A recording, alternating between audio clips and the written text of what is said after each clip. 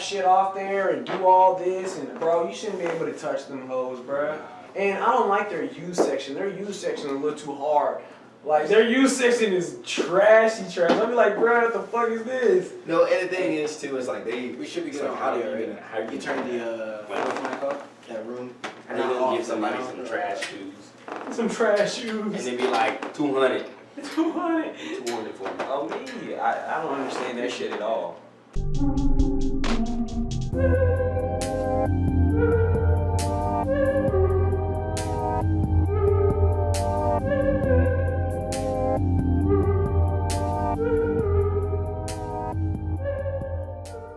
Nothing.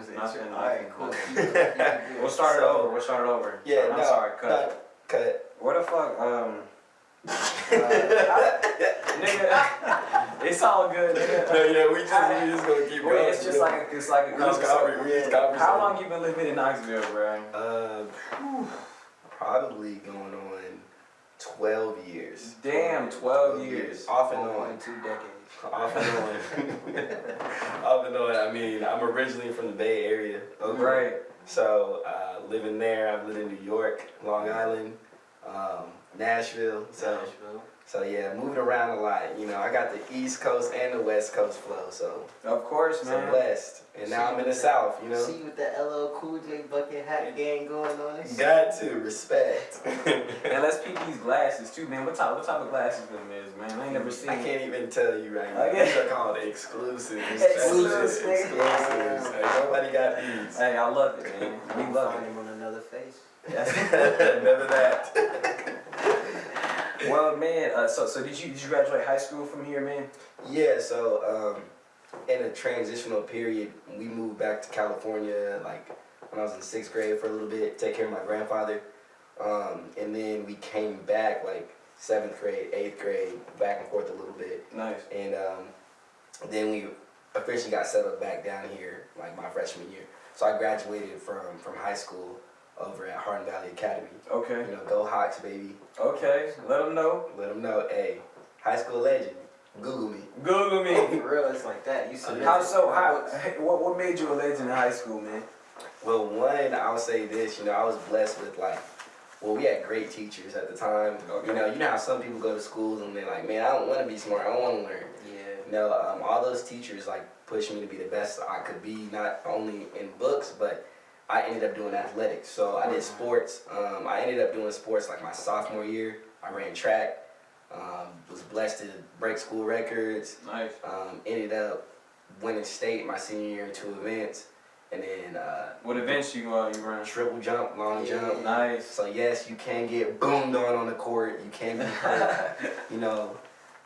But I was just blessed. I was also inspired to learn how to write well. Mm-hmm. I had a teacher, Miss Weller. She took care of me 100%. She was the one who kind of told me, she's like, do you realize you're actually kind of brilliant? And I was like, oh, I'm smart.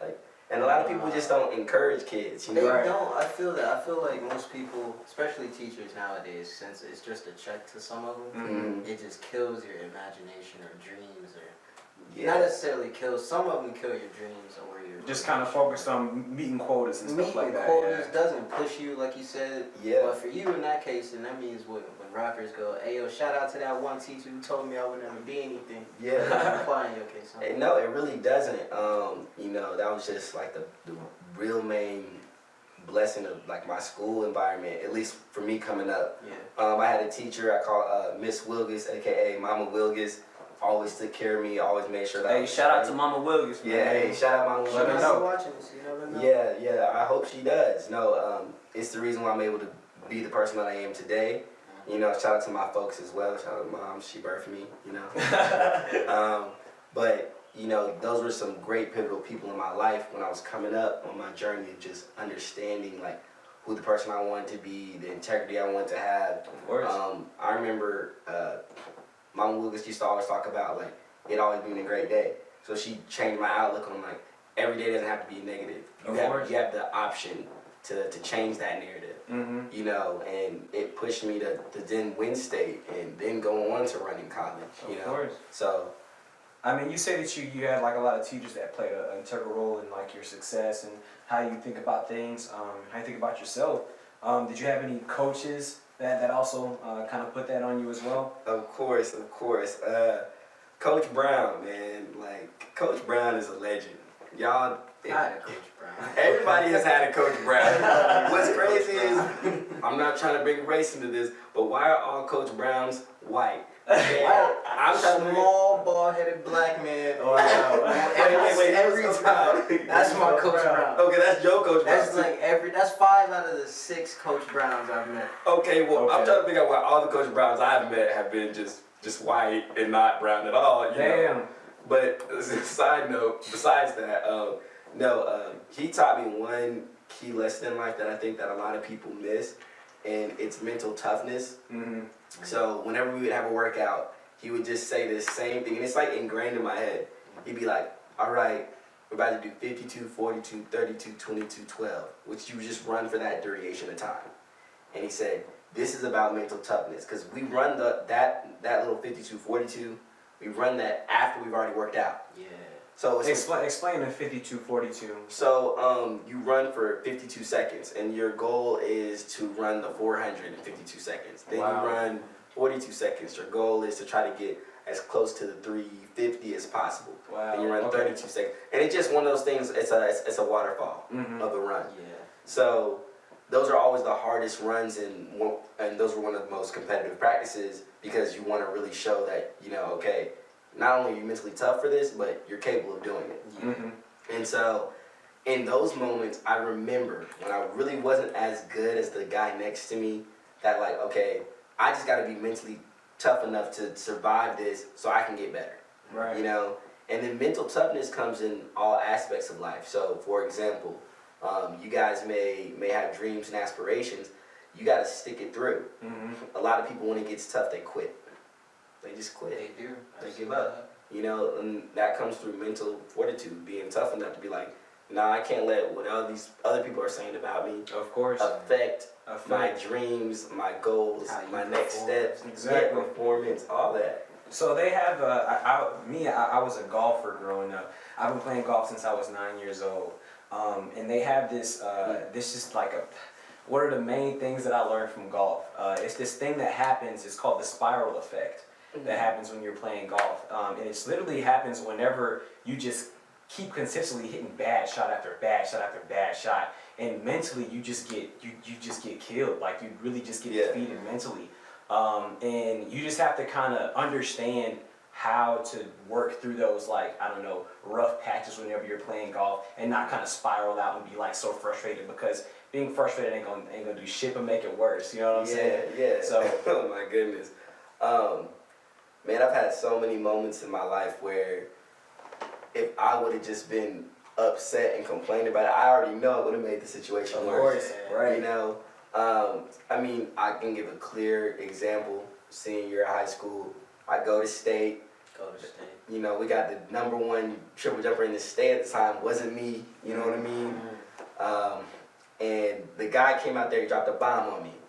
Like he jumped like 47 something, or something like Just that. toasted that Just shit. toasted me. You know what I mean? And Light work. and I remember I was like, well, sheesh. So this is what we doing.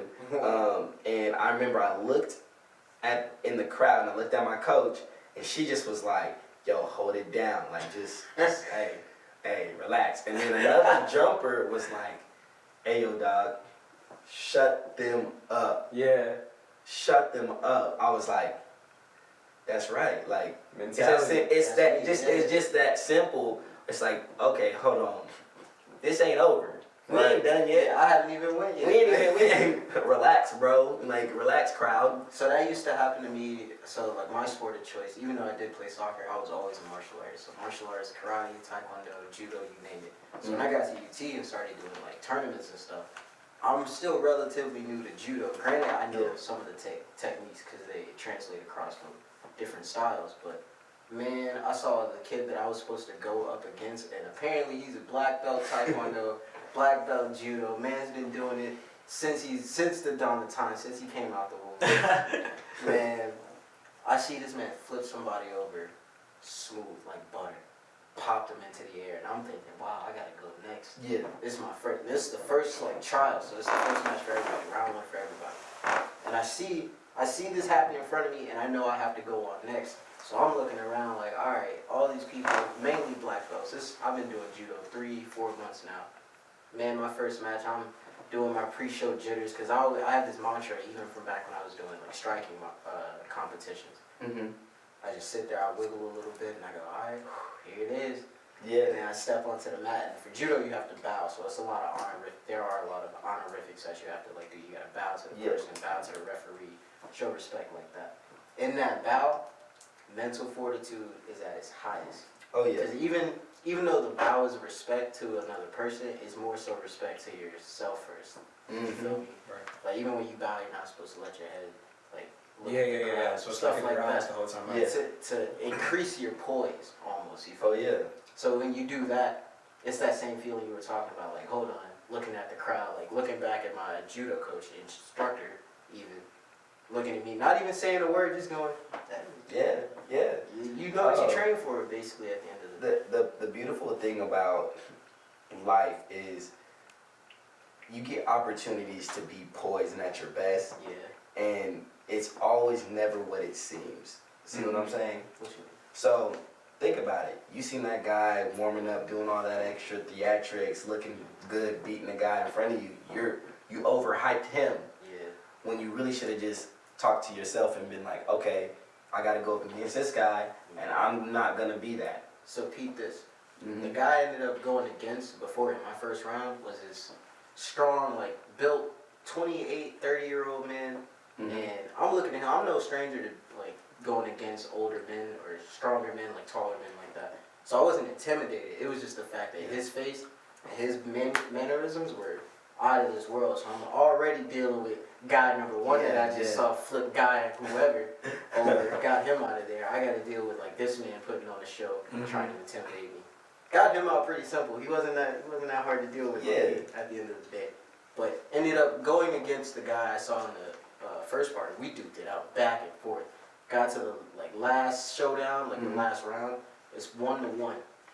Man, we do the same thing that we've been like kind of interlocking each other at the same like throw. And he beats me. He hits me with the smoothest reversal on the other side. And this is how I knew I wasn't training hard enough. Because I had just been training that one throw on my left side. He switched because we kept interlocking from there. And then went to the other side, popped me up.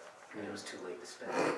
Damn. It was epic, boy. I felt like he was Sasuke, I was Naruto. You know how Naruto, low-key always lost. I'm yelling Sasuke through the air until I hit the mat. Like, man, No, this is nice. but the thing is though, with what most people don't even see in that duration that you just talked about is, one, you peep the fact that you actually hung in with bro. Exactly. So that means that guess what? You can beat bro. Make You it to can, the- yeah, you know what I mean? Like that's the thing. Like, and you had a realization of, man, oh wow, I really wasn't training as much as I should have. And besides, I mean, he may have been this much better at judo than me, but shoot, bro, just with the little bit of experience I had with not taking it serious and not being legitimate about who I was trying to be, like boom, like Made it to silver. made it. You know what I'm Made it saying? to silver. Not only did I fight my way there, had to fight the boss. Of course. So yeah, man. There's levels to it all, man, and that's what that's the poignant thing in life. Like people miss that. Like they get so caught up in like the accolades of things, and like the glit and the glamour, but it's like all that stuff to get to that point. Man, you gotta put in the time, bro. Of course. You gotta put in the time. You know, ain't nothing free. Of course not. Very true. So time, energy, effort, money, whatever it is, whatever it takes. Someone else's attention. Because Exactly. attention is currency now these days. Oh man. You know all about that. Oh, 100%. Yeah. 100%. Talk your shit, young guy. Man, you already know, man. Like the thing about attention, man, is like in life. What I realized, not just in life, but in the profession and the work that I work in, with the marketing agency and creating content. You know, people want a lot more content now. But guess what? I tell them in that video, we shooting like 100 different things at them at once. We have all these transitions. We're gonna have to have music bumping. We're gonna have to have stuff coming out at them. Why? Because people's attention spans now are so terrible. So terrible. So terrible. It And it's happened true. when Vine came out. Oh man, 6 seconds, that's all you need to make somebody entertained. bro, literally, it's to the point where like sometimes like I'd be like, oh man, that's a dope shot, and I want to shoot the whole entirety of it, or I can't because guess what? We need more stuff coming at them. Yeah. You know what I'm saying? They need more. You know what I'm saying? I was like, I just got a little clip of that. Ooh. That's the one thing about making content though, that I find a bit of solace in, because I like to take my time with content, really craft it out, design it, and then put it out. Mm-hmm. But constantly having to keep up with the wave, Yeah. pushing content out, that's just not. It's just the whole part of like having different channels to like, I guess, I don't know, I guess subscribe to, or like trying to get the attention of. Yeah. So just trying to tap it into different elements, like I don't know.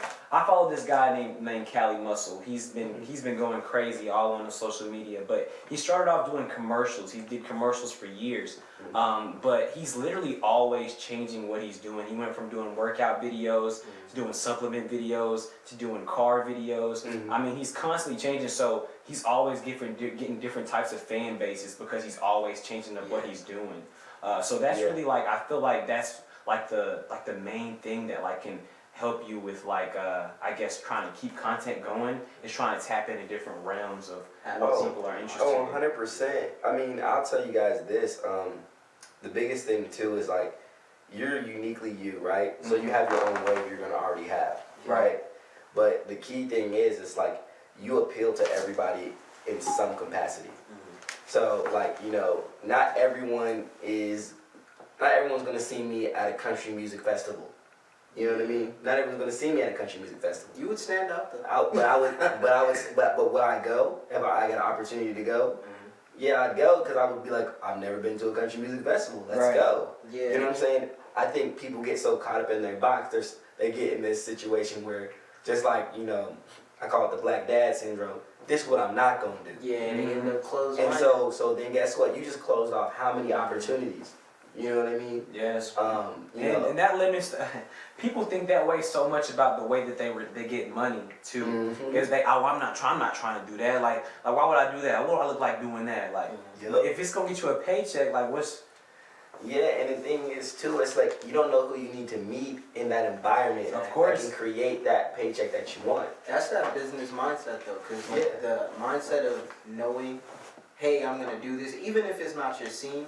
Like I personally don't believe in putting yourself in positions where you're gonna fail, but that's different than putting yourself in a position where you're trying something new, or meeting new people, or being in the right place at the right time to meet the right person you may not have met doing some other shit. Of course. You feel me? Oh yeah. And do you feel that way? I mean, I feel this way completely, because I honestly, I'm pretty good with retail, but I didn't necessarily love retail. Yeah. But the people that I came in contact with, and the amount of like hands that I was able to shake through retail, that shit was able to help me so much with being able to, I don't know, reach out to different people.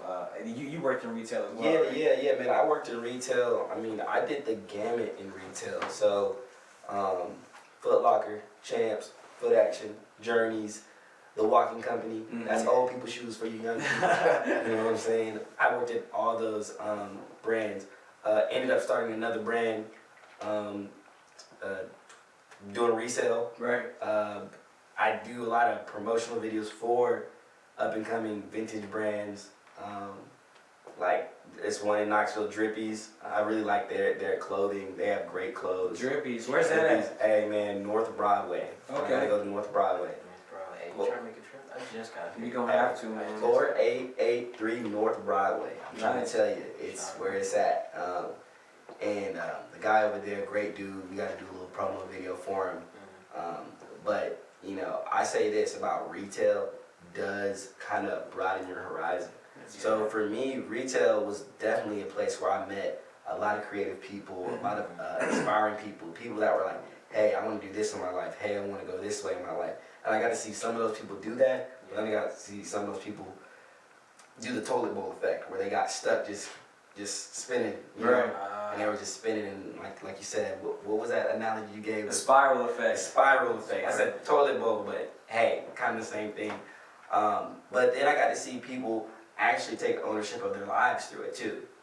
So, you know, so a great person that I met that I'm in business with now, Isaiah, me and him were working together probably not but 2-3 months.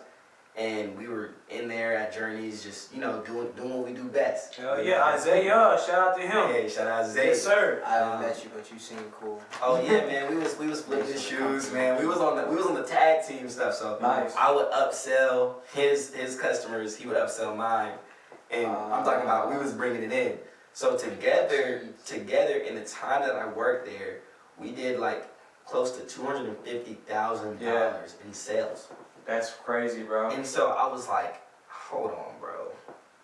That's when the light clicked on for me. I was like, bro, I'm really giving my all for some. And this is that Journeys. This is that Journeys, and I love Journeys. Don't get me wrong. Like Journeys got great shoes. Dude, I don't know. Let me say this about Journeys, bro. Journeys. Oh, here you go, Bro. Here you go. Journeys requires you. It teaches you and requires you to be so grimy. The way that you sell shit, like they make you be so grimy. Laces, socks, bro. Hey, they have a everything. system, dog. Bro, and once you understood the system, it was scary. It was because scary, because bro. it worked too good. I would be, bro. I remember way too good. it man. worked so good, you know. And see, I was a manager, so like my sales goal was high. Right. And so I like $1,800. Oh yeah, $1,800. And y'all yeah. gotta understand this, everybody. That's not that much. That's not that much. Well, it is when you're selling $50 pairs of shoes. Right. As your main. That's like your price. Your price point is $65. So in order for you to do that, oh boy, you hauling, you working. You must. So this and we worked the Journeys together. Yes, so yes. The whole idea of it was to bring out 4 shoes, right, to each customer. But the whole thing is that it just depends on how comfortable you are with bringing out 4 pairs of shoes Yes. and selling those 4 pairs of shoes all at the same time. If you're not good at it, it won't work. But if you're a good salesman, that shit's working almost every time. You're selling 2 shoes almost every time, without a doubt. And so like you know what was it? It was two to the zoo and 4 to the floor. 4 to the floor, yes. Bro, that's so much conversations were all I heard from him. But literally, I remember one time I had like made my day or whatever, and then like the district manager came. Fuck that nigga, by the way. And he was like, yeah, well then, let me check these numbers. I ain't seen you doing, 4 to the floor. You a man, you're supposed to set the example, right? I was like, well, I'm doing 2 to the zoo. I'm like, and I was like, I looked at him and said, hey, check the stats. Right. 3-4 feet. Let them know. I said, check the stats, bro. I got there in the morning. I had already made my day by 12:15. So hold on, let me just explain what 2 to the zoo means, because people might not understand what 2 to the zoo means. yeah. So 2 to the zoo means like if there's too many motherfucking people out in the store, that's a zoo of fucking people. Like we cannot be bringing 4 pairs of shoes. That's way too many people to get to. They gonna steal them. Exactly. So that's why we just bring out 2. But if it's not crowded, if the store's not crowded, we bring floor to the floor. That was the whole idea of it.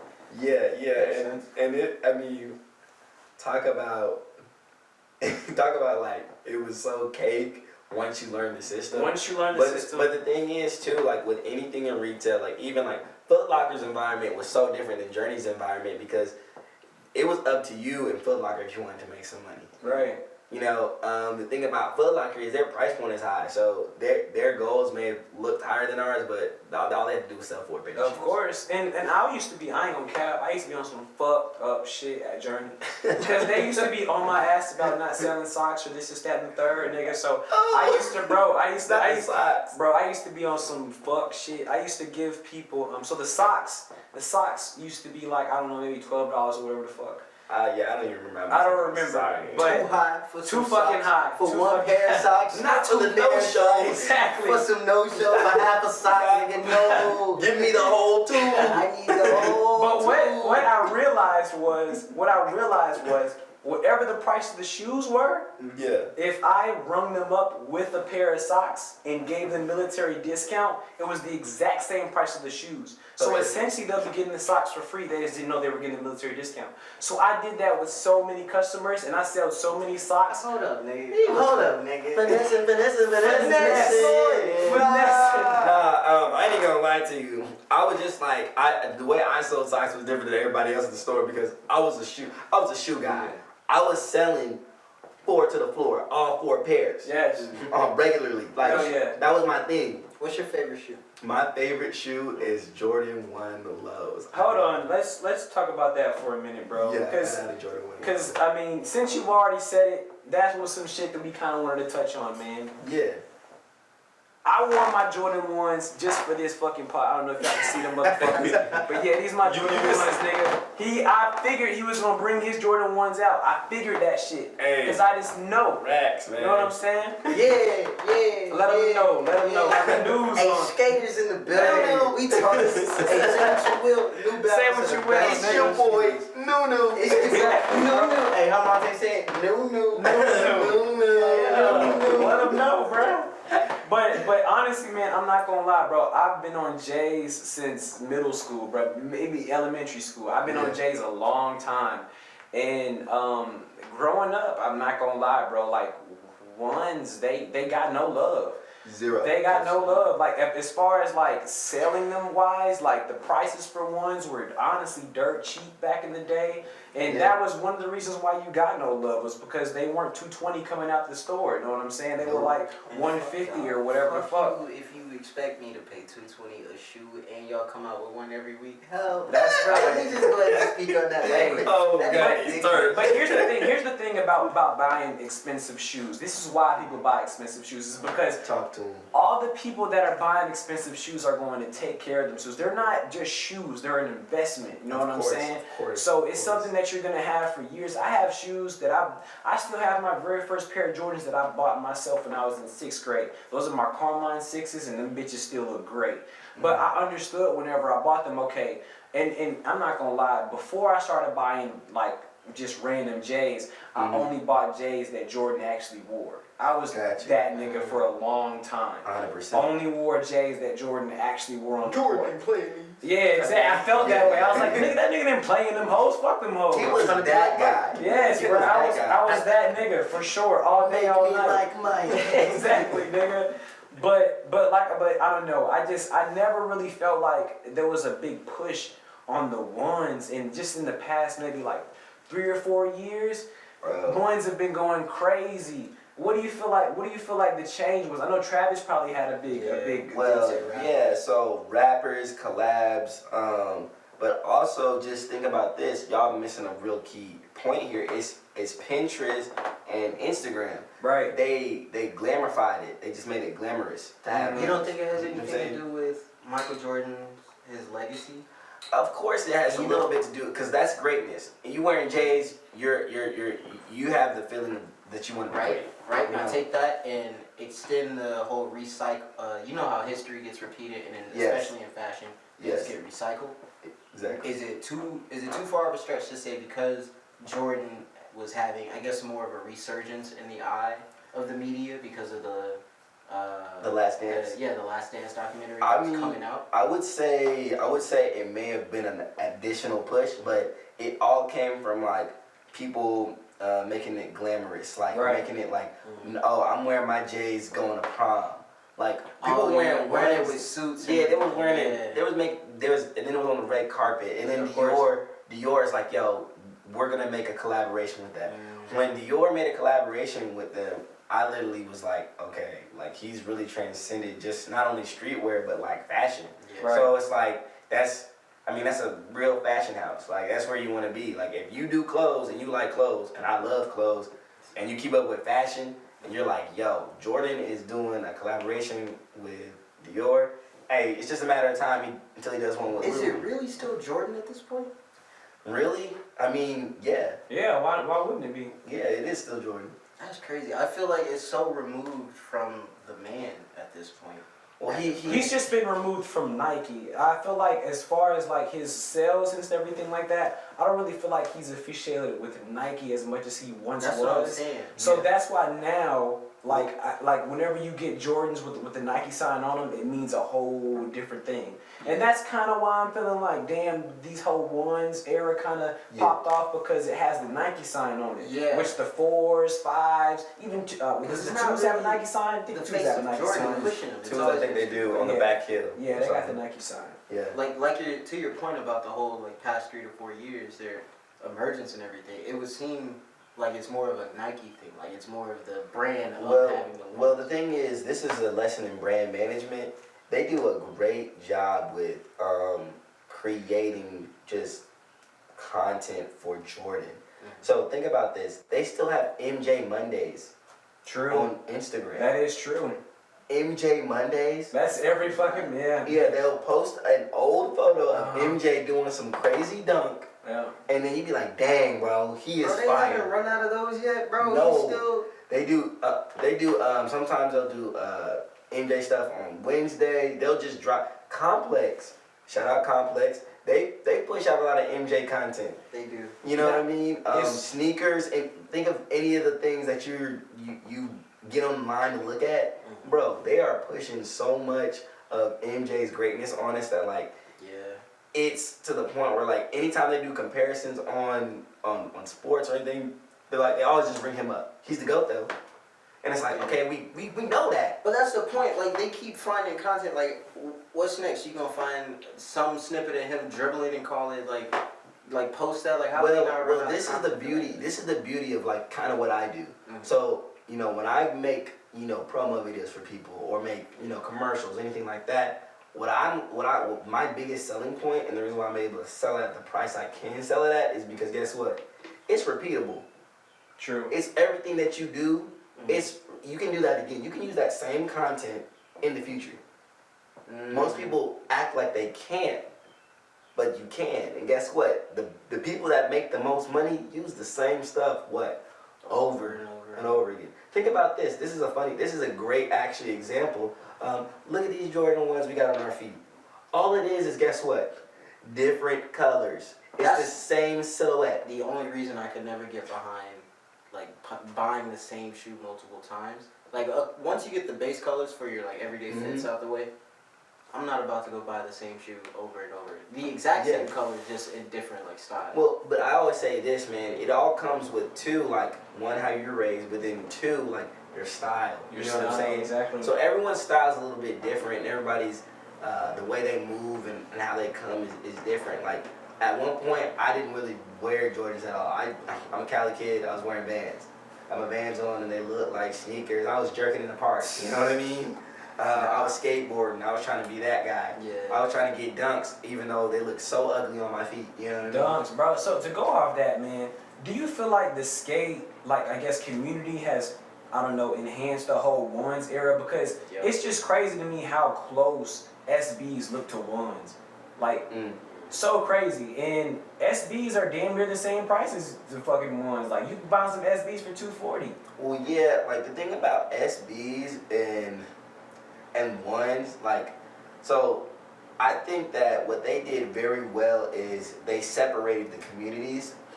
And so, like, you can't go to the Nike store and get dunks. Right. You have to go to, like, a skate shop. So it's you got it. You know what I'm saying? And so, skate shops' shoe inventory is not huge. So, it makes it limited. So, it creates that scarcity. So, it's like, that's why they're like, yo, man, dunks, guess what? Most people don't even look at the price of dunks when they come out. They're $100 if you get them at retail. 100. Did you get them red dunks, some red and gray Jets? Man, don't hype me up. Don't hype me up. I literally was on the app. They said I was in line. You know how it is. I'm checking out. I'm like, yeah, I got them. I'm doing my little dance. I'm cat daddy and everything. Those are hard. Then guess what? My phone died. Damn. That's your fault. That's your fault. Okay, it's my fault, but You're a grown ass man. But the thing was spinning. It should have just went ahead and, you know what I mean? Like, give me the shoe. So I get back on there and I charged it real quick. Got back on there. You're in the back of the line, nigga. Well, back of the line. I knew it was back of the line. So then I was trying to get another size. I said I can sell this one and then get my size. And then I didn't get that size either. So it was just like, right? It's just Double like, down. It wasn't meant for me, you know? But yo, dunks. I got a pretty rare pair of dunks. I got the hip dunks. Okay. Yeah, that's about a bando. Hell yeah. Something light. Something like Shout out Drippies for giving me those dunks. Drippies, let's shout out go. Drippies. Yeah. Yo, nah, I have to show up to Drippies now. Just show up, bro. They got so many options there, man. They got so much going on for you. Cause I'm about to go through my clothes. I keep saying this for the past week. I'm about to go through my clothes as I do laundry. It's taking me a week to do laundry. Because I want to do this. I want to go through all my clothes and get rid of the ones I don't wear so I can up the style. So you can up them hoes. Time for a revolution. I'm getting into sneakers now.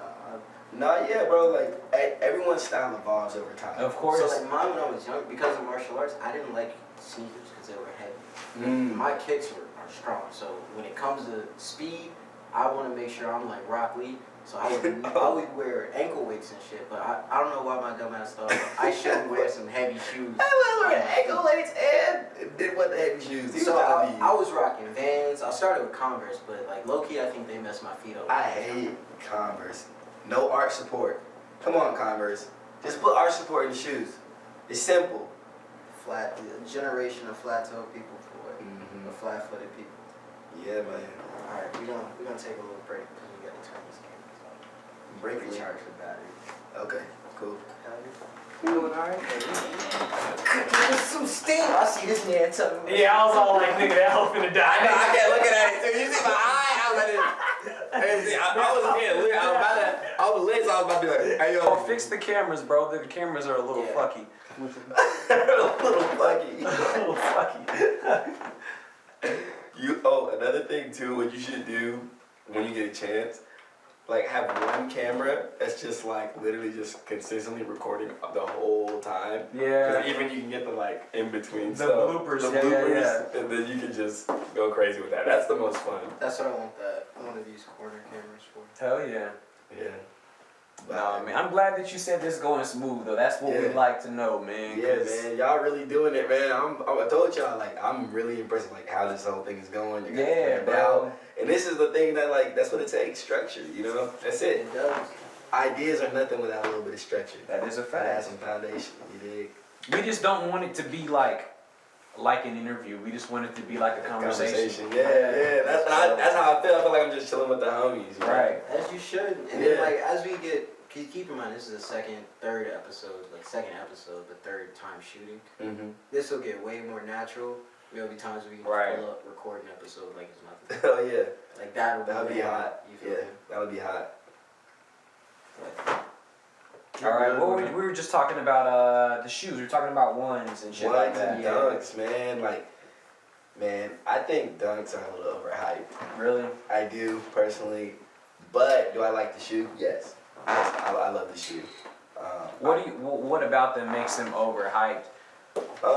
It's like you see more trendy people just in wearing dunks, not understanding like the history of it, what that shoe was meant for. But that's fashion in general. Of course.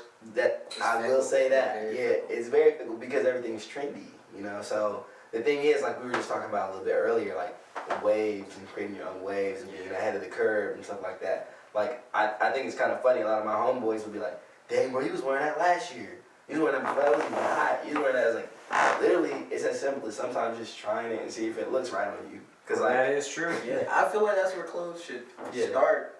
Yeah, duh. Like, that's why when people are like self-expression. Exactly. When people are like, "Dude, I could never wear that." I'd be like, "No, because you never tried to." Like, man, just put it on. You be alright. I was literally just showing them this yesterday. I was looking at the Plugged In Knox, I guess website, pluggedinnoxville.com website. Y'all go check that shit out, man. Yeah, check them out. They opening up on the strip here soon, man. But the main thing that I just got from this and what honestly made me wear ones on this episode was the fact that I don't know if y'all can see that shit, but they got hella ones on their website, bro. Got to. Hella ones, and I just was like, damn, bro, like this, and most of their ones is sold the fuck out, bro. Like, bro, I saw a couple that like caught my eye too. Hell yeah. Look, hey, the thing is too, right now, I think ones are in such a resurgence. Like even when it comes to just like people's inventory being more ones, because think of it from this perspective. People are going dumb over ones. Mm-hmm. They're not just wearing lows, they're wearing mids now. Mm-hmm. Mids are okay to wear now, guys. I remember mids were not okay to wear. Mids were a big no-no. Mids were you're gonna get roasted. It was a hell no. It was like, you're wearing mids?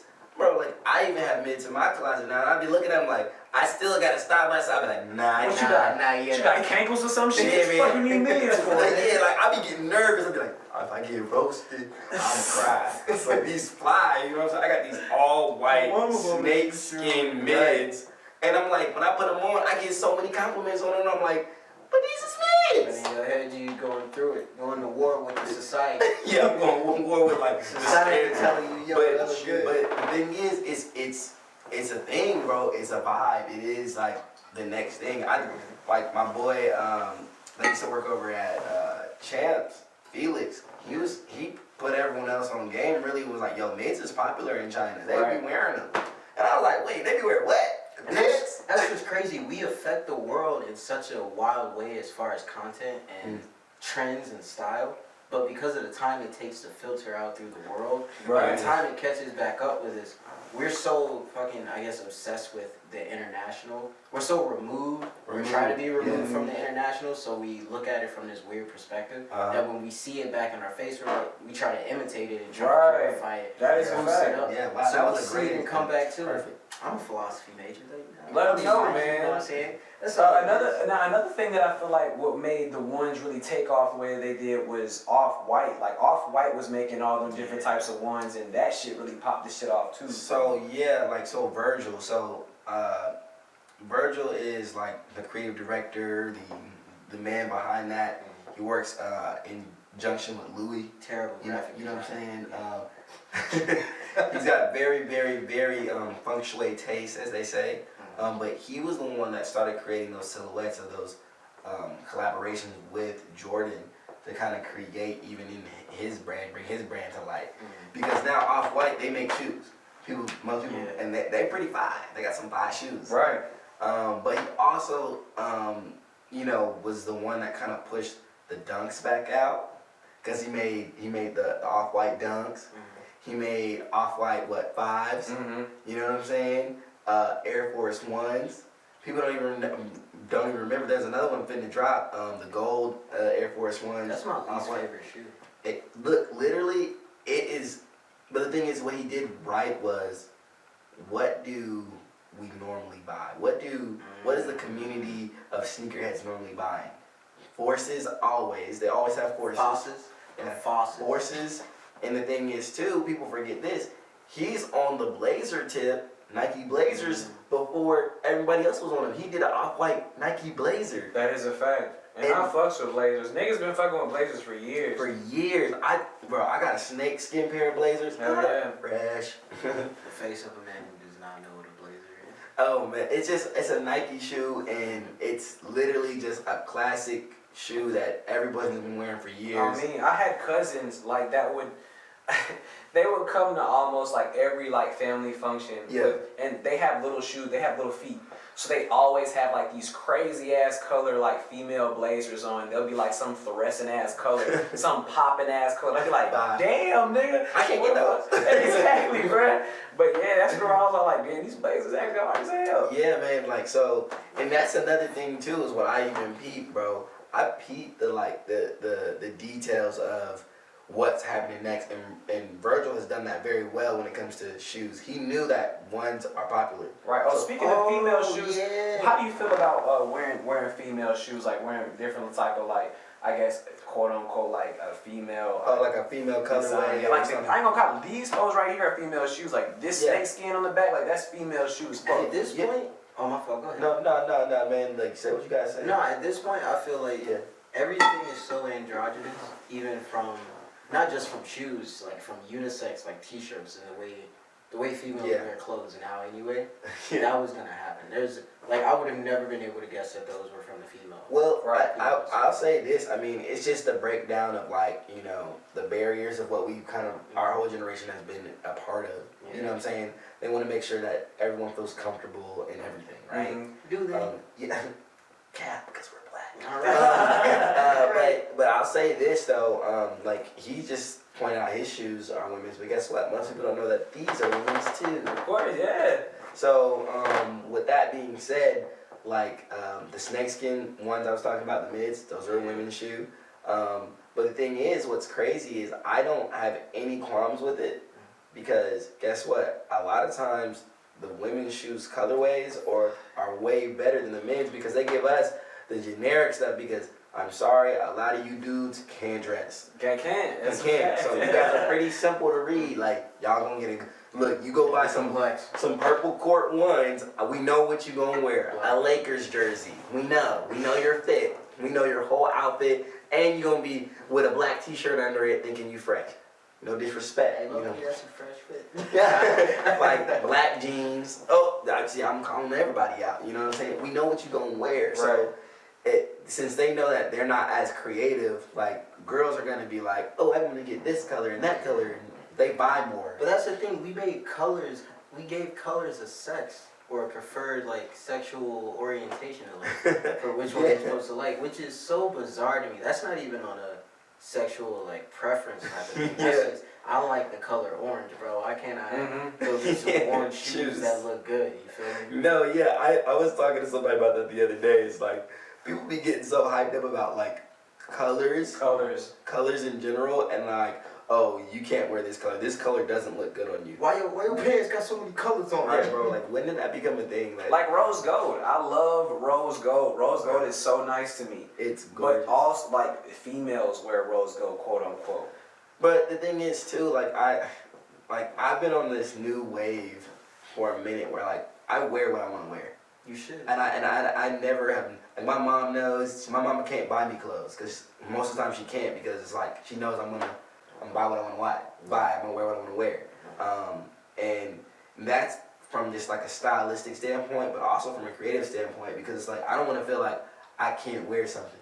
Right. Now there's certain things that like in my personal opinion like, I'm not gonna wear because that's not my style. Like you know what? I mean? Like for me, like What would not catch you, man? what would you not catch me in? You're definitely not gonna catch me in A pair of Converse? Converse. Never catch me in a pair of Converse. Never. About one pair. Do you have a pair of blue, Converse? navy blue Converse? No. I swear, I feel like I've seen you. If I were to have Converse, they'll probably be the navy blue ones. The navy blue ones are pretty hard. Yeah, they're pretty. That's a classic colorway. You know, that's a classic colorway. But you're not catching me in those. Like I'm not wearing Converse, and Converse. If you want to sponsor me, I'll wear them. Nah, he not wearing them. But I don't really wear Converse. Another shoe I'm not really wearing. I'm not really wearing cowboy boots. I'm not wearing cowboy boots. Now, this is funny because I went to a wedding here recently and I was tripped out and I was trying to find some boots. And I was this close to buying my first real pair of cowboy boots. Now, I ain't gonna lie, I've seen Kanye in cowboy boots and been like, damn, them bitches Right. is hard. Well, the thing is, the cowboy boots that I like, bro, they're expensive. Of course. Expensive. I seen some velvet cowboy boots down in Nashville. $3 grand, nigga. I was like, oh my gosh, please don't hurt my bank. I looked at it, it was like, yeah, no. I said, all right, I better take a student loan out to get these. Heck no. So with that being said, like that's certain things I'm not wearing now. I feel like I can wear any type of shirt, any type of sweatshirt, any type of collared shirt. I can get real spiffy real quick. Right. I love getting like I wore a sequin suit jacket because I hosted the Volskers at UT. Oh man, dude, everybody was like, dude, only you would pull something off like that. Right. Like, it's like you just gotta do it. You gotta like know like. I was just about to say that. They will say that because that's fear talking. And that's not confident. That's true. So like my thing is like my confidence is a little bit different. I'm not one of those people that's like, yo bro, I'm mad confident. No, I just like actions speak louder than words. I just rather do it because like that's how I feel. No, speak power to that shit. You know what I'm saying? I'm confident as fuck. Cause some people, they can't even say that. Well, I mean, I know I'm confident. You see what I'm saying? But my thing is like, I don't have to voice that when I walk in the room. They know. They know. Of course. It's the aura. It's the aura. It's the energy. You know what I'm saying? It's the vibes. The vibes. It's the vibes. Babe, chill. You're making a scene. People have killed it for me with the whole word vibes. Like, bro, that gets me. I get you because like that was stuff like we used to laugh at. Like we would say it and then laugh. Like me and my homies would. dude, that's a vibe. We like, It's a vibe. We all geeking in the mic, like, I said vibe, bro. But now it's like a staple in like the generation's lingo. You're like, I like your whole vibe. If a female tells me that she likes my whole vibe, I instantly think she lame as fuck. Instantly think she's lame as fuck. so ladies, do not say that. Do Please not say that shit. that. I love your whole vibe. Do not like the vibe. You like my What what? about your whole vibe right now? You like my what? And I think another one that gets me nowadays is, man, I just love your energy. And Your then, like, energy. Your energy. I'm like, All that chakra shit getting thrown around. oh, wait, don't get me started. Zodiac signs. Dog, I mean, no. I am by no means a zodiac person. Wait, when you watch yourself, I'm a Scorpio though, so that's all. I'm a Scorpio. All we do. Hey, I'm a Scorpio. I'm a Scorpio as well. Oh, we all Remember the 8th. Let them the fuck know. But listen. So as Scorpios, we all know how much hate in the world we get. We get a lot of hate. That's why we don't. We get a lot of hate. fucking No But if you reason. look at your horoscope, look at your horoscope. We have the best days out of everybody. Right, but Every they time I just look kind at it. of look at us like we just some fucking pieces of meat Right, and hoes. Like, And all that our horoscope ever says is passionate, thoughtful, emotional. He's going through it. passionate, thoughtful, introspective. No, man, I got a homegirl. She's like really into it, and she like was like, let me get the date, the time, all that, and I was like, okay. yo, let's I had a female ask me that same shit. So you're rising. She was like, You're rising. She was like, could you ask your mom what time you were born and shit? Like, I guess she has some app on her phone. I don't know what the fuck it's called. I should know what it is because it was. Got the website. I think it was on my phone. Yeah, she was asking me like, what the fuck time I was born and shit. I was like, the fuck, bro, and then tell me why too. Like, you know, you give that person the information just to humor them, right? And then guess what? They go through it, and they be like, this is why you're this way. Oh, me and my That's why we can't hang Oh, out. me and my simp ass trying to get some pussy and shit. Asking my mom, hey mom, yeah, random question, you know what I'm saying? Did you? What time did you conceive my ass? Just so you know. No, I remember, man. Like, you know, we was all out one time, just vibing, you know, on the scene. Vibes. And vibes. That's right. We gotta stop saying that. But we was chilling, and these girls came up, and like the groups were intermingling. I was like, okay. I'm just trying to, you know, see which ones likes me, and this, that, and the third, who's feeling me. And, you know, then they do the horoscope thing, and I'm like, dude, it's about to be a bad play. It's about to be a bad play. Yo, you It's should about to be a bad have this. play. I was like, in my head, I was like, You should have carried on. yeah, like, immediately I was like, hey, y'all, I gotta go to the bathroom real quick. I just walked away, come back, and then everybody, like, standing there, drinks in hand. So, what's your sign? And I'm like, What's your sign? and I was like, Suck teeth and I'm a Scorpio. What'd you say? I said, I'm a Scorpio. Wait, I can't hear you. I'm a Scorpio. Ooh, everybody, ooh. Yeah. Hey, except that Taurus in the back looking at you like, Like, literally, Pisces in the back. they all just like, everybody else is like, ooh, wow, you're so toxic. I bet you're so toxic. And I'm hey, like, low key, yeah, fuck it. So what? I'm toxic. I can be a bit toxic at times. oh, dang, We wait. can't get this Am I creativity. I'm the without only pure person here. I'm just kidding. I love Future. this. I can't get it without a hint of toxicity. You feel Well, me? but I think though, my thing on toxicity though is like, is different because it's like I think of like morally right and respectful, but like, you know, obviously I think of like people like being more petty. They're Yeah. more petty than toxic. People don't know what toxic is. Yeah. They be like, oh, that's toxic. No, that's just petty. Like, that's just like some petty stuff. Like, you can either pick that up or put Explain it what down. you think is toxic. So toxic is like doing something overly intentional on purpose consistently over and over again. Because you have to be toxic, you're accessible. I'm glad you said that. I'm glad you did. That's exactly the way that I think about Yeah. it. So when you do something petty, it's something that, you know, like, okay, you know it's going to affect that person. But the thing is, like, and both parties realize this. You can either pick that up or put that down. You don't have to, it's something petty, like, okay, big whoop. Yeah. A nice try. Next question. Now, I'm not gonna lie. Here's the thing, man. And I hate that I'm saying this on air, but hey, it is what it Hey, is. we doing this. It is what it is. It is. Some females, I feel like some females that I deal with, they respond better to toxic energy opposed to me saying exactly what I want? Well, I'm glad you said that. Well, I'll say this, in my heart of hearts, I'm a nice guy, right? Right. So, and if you're a dude and you're out there, you know how that goes down. Nice guys finish last 98% of the time. Right. You know what I'm saying? They just do. Like, I mean, when it comes to getting girls, getting Holding the door open. hold the door, all that stuff, all that stuff. Yes. Oh my gosh, he's just a simp. He's obsessed with me. Okay, so to go off that simp shit. Now, here's what I've been doing, and my parents think I'm such an asshole for this. They do. They feel like, what the fuck did I raise, nigga? Like on me. They told me that shit. They said, what the fuck did I raise? But literally, this is what I feel. This is what I like have been doing for some time, and it's been working out for me. I'm not gonna cap. So y'all might think this shit is strange, but it is what it is.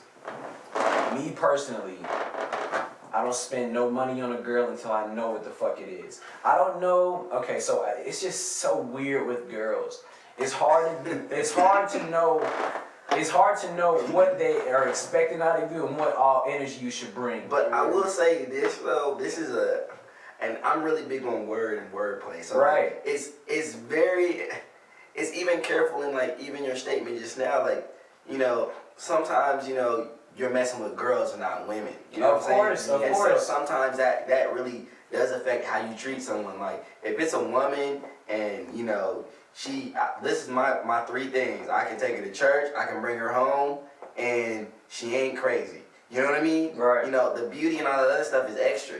Icing on the cake, that's an extra vibe. You know what I'm saying? Like obviously I don't deal in ugly people. I'm not trying to hate on anyone who may suffer from image issues, but I really focus on image issues to describe ugliness. Yo, you got an image issue over here. But the thing is, but I do think though, how people perceive themselves in this generation is so bad because they have image issues. Like, it's not to say that you think you're freaking. Actually, no, it is to say that you're freaking gorgeous. You say that, you feel that, you gonna act completely different when you think true. than when you think you're ugly. We're kind of getting a little far from what I was about to say. But what I do is I'm kind of strange with how I do things. I have friends that are very much simps. And I won't say how near they are to me. I won't say where they're at. But I have friends that are simps. Wait, we all looking at each other. I'm looking around. He looked back at him. I'm an engineer. But anywho, we ain't gonna talk about that. But me, I just want to make sure that I'm not being simped out. So with females, I'm not gonna lie. Until I understand everything that they're doing, I probably am not. If we're going on a date, I'm probably not gonna have the checks together until maybe the second or third date. Just because I'm feeling her out and understanding that, hey, you're not about to use me for a meal ticket. That's when the main thing. Like, I don't want to be used as no meal ticket. Oh yeah, I got a meal off this nigga, got this off this nigga. I don't want to be no simp nigga like that. And I'll say this, my biggest thing is this: like, if I invite you to dinner, like if I'm this active shooter, that's true. You know what I'm saying? I may buy your dinner depending on what you get. You know what I'm saying? But by the same token, if I don't even know you at all, like we have no prior history, like shoot, I don't know you, bro. Like, that's true. Sorry, bro. Like, and that's the exact reason why I feel like I don't really pay for it until I know what the fuck is going on. And the thing is, you know what that is? You know why you feel that way at least, or why you feel like you're doing something wrong? Because based on what you said, that doesn't sound like anything wrong. But it's because of the perception, I guess, of not wanting to look like something. Not wanting to look like or something. Or be something. But also that misconceived notion that you're supposed to show up with the same energy for everybody. Of course. And that sounds wrong, especially in the context of what we're talking about. No. Like, you're not supposed to show everybody the same type of energy. Well, this is something that I tell a lot of my friends. Before you say that, this is something that I tell a lot of my females. Is that no females? They're not my friends. My females. But I'll tell them. I'll be like, hey, you know what I'm saying? Look, not everybody that I come in contact with, not every female that I Yeah. deal with is gonna have the exact same opinion of me, because regardless of anything, you or Carlos isn't treating everybody the same, because they Yeah. understand their tendencies, they understand how they work. Yeah. Same with females that I deal with, I understand the tendencies, understand. So they're not getting the same exact vibe from me as another one might get. You know what I'm Yeah. saying? And that's what they don't understand. Vibes. Same vibe. They're not getting the same vibes. You know what I'm saying? But what I was getting at here is, I think it's funny for me. People throw themselves into these relationships willy-nilly, and my biggest thing that I'm always telling all my friends, homegirls included, you know what I'm saying, is protect your heart. Like, okay, like, if you know this is going to affect you in a negative way, you got to know what you got to do to protect your heart. You're not supposed to just give that to everyone. It's the same thing with, like, even how people kind of glorify sex. Personally, to me, it's like, Right. it's like, yo, bro, you just trying to do it to do it. That's, come on. I disagree. You know what I'm saying? Why? I disagree. Why? So personally, I just like sex. And so some And a lot of females do as well. Oh, A lot yeah. of females do as and well. I'm not even knocking that, but I think though, like, think about this. So you're willing to share something that shows A piece of yourself to someone Right. that actually, in all reality, may feel like, yo, that was a really intimate thing. 'Cause Right. think about this. Guys, we are very much like different in how we are even raised emotionally. Wired. Emotionally, you know what I'm saying? So a woman, you know what I'm saying, you do intercourse with her, she's like intimately involved with you now. Mhm. Yeah. You know what I'm saying? Think about so- and a great example would be, think about all the girls you have possibly slept with, and then guess what? What do? Go crazy. Wait, Because- before you say that, before you go on that, how do y'all feel about cuddling after sex? It depends. Like I keep where we at, cause I keep my place like 73, between 69 degrees and 70. Because there's certain times while I'm cuddling a female after sex, or if they want that, where I'm like, damn, I don't want to cuddle her ass too much because I don't want her to get the wrong impression.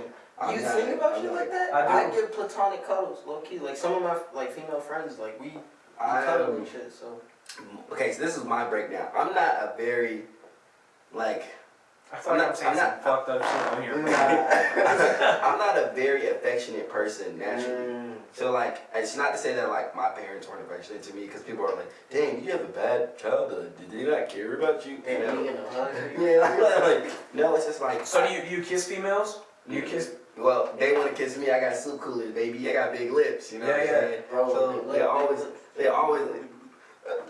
you ain't gonna do that in my headphones like that, bro. I mean, We both was like, if this boy don't get out the mic, I know how you feel. They go But- crazy shit. no, like I've really been patient a lot of times. Like, man, there've been opportunities for me to be legendary for sure, 100%. You know, I played collegiate athletics at a Division I level, so there was opportunities very much handed to me on silver platters. But I was very wise in my choosing of girls that I talked to, moved around, because one key element was, one, definitely a church kid, and then two, I'm just watching how people were just going from place to place. You know what I'm saying? I peeped that. I peeped all, like, you know, all my friends have had mono, all that stuff. Not me. I ain't kissing them. I've never had one, but I've had some shit. You know. That's why you got that kissing for herpes. Right. Is still, herpes is the biggest deterrent for everything. Bro, literally, bro, and I will say this, my most blessed moment in my life was about to do something with this one girl, and I literally heard the voice of our Lord and Savior Jesus Christ say, no. And I was like, what? I was like, but I'm here.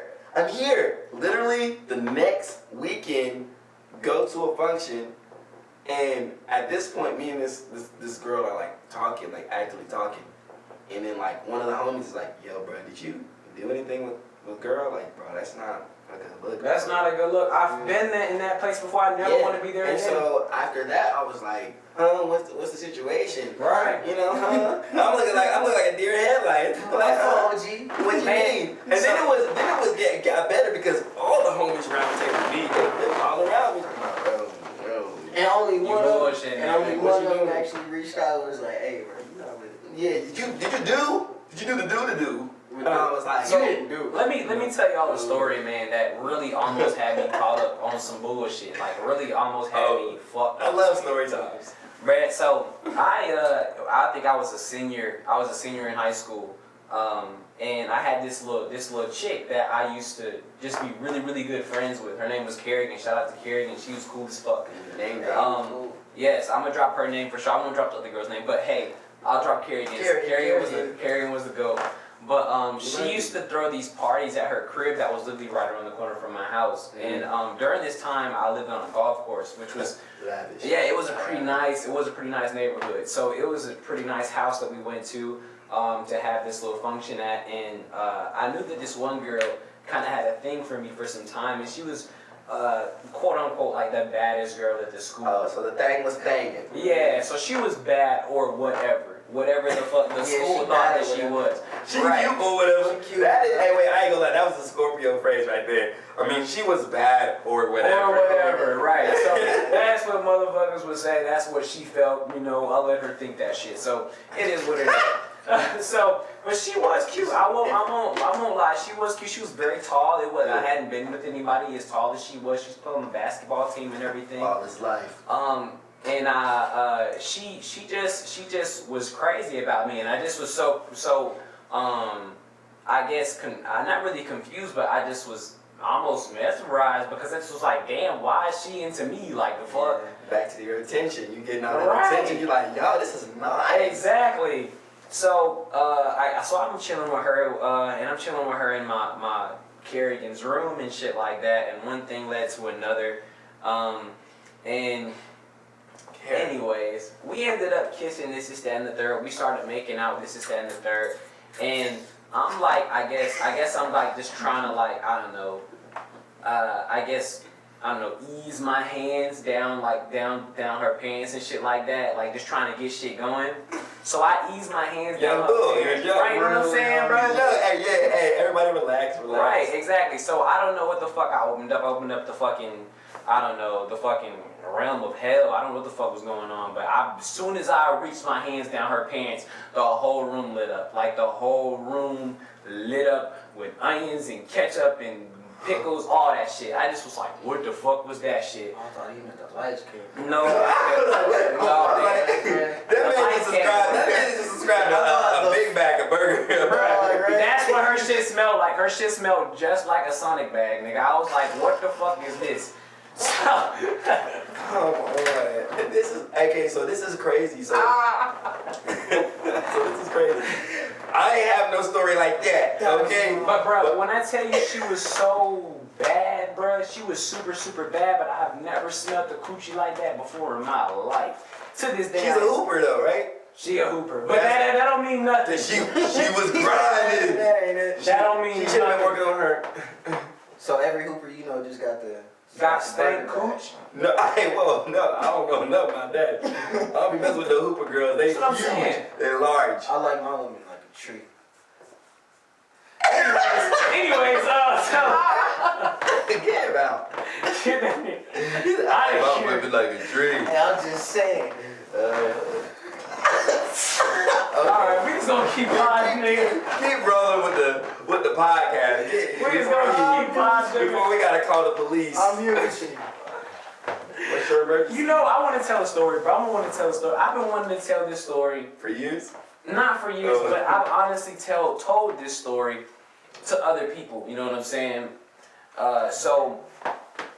Now Chris, he doesn't know that I'm about to tell this story, but I'm about to tell this story. Name drop again. Nah, that's me.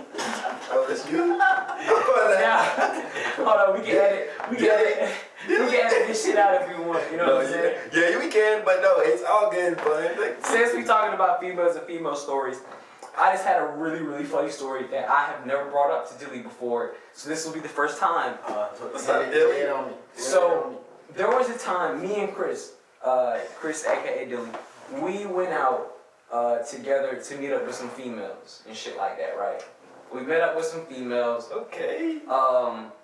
Vibes. We chilling, you know what I'm saying? We met him up. I think we met him at the Cotton Eye Joe. I think we met him at. Okay, mistake number one, red flag. Hold on. Wait. Despite that, the females we was meeting up with, none of them were like Knoxville locals. So it wasn't like One of them yes. is. One of them is. One of them were Knoxville locals. Okay, but blends. they weren't necessarily, so they really didn't know where the fuck to go. It says they were just like, hey, we gonna go to fucking the Joe in Knoxville. If y'all know what the Joe is, you already know how the shit That's where they goes. have MMA fights. Oh, I didn't even know that shit. Yeah. Hey, shout out my boy Finney. He be killing it right now. Hell yeah. I might see him in the ring one time. He heavyweight. He a big. Might not see that nigga. How much you weigh? Like 145? 145. I fight at like 150, 160 range. Damn. Depending on the sport.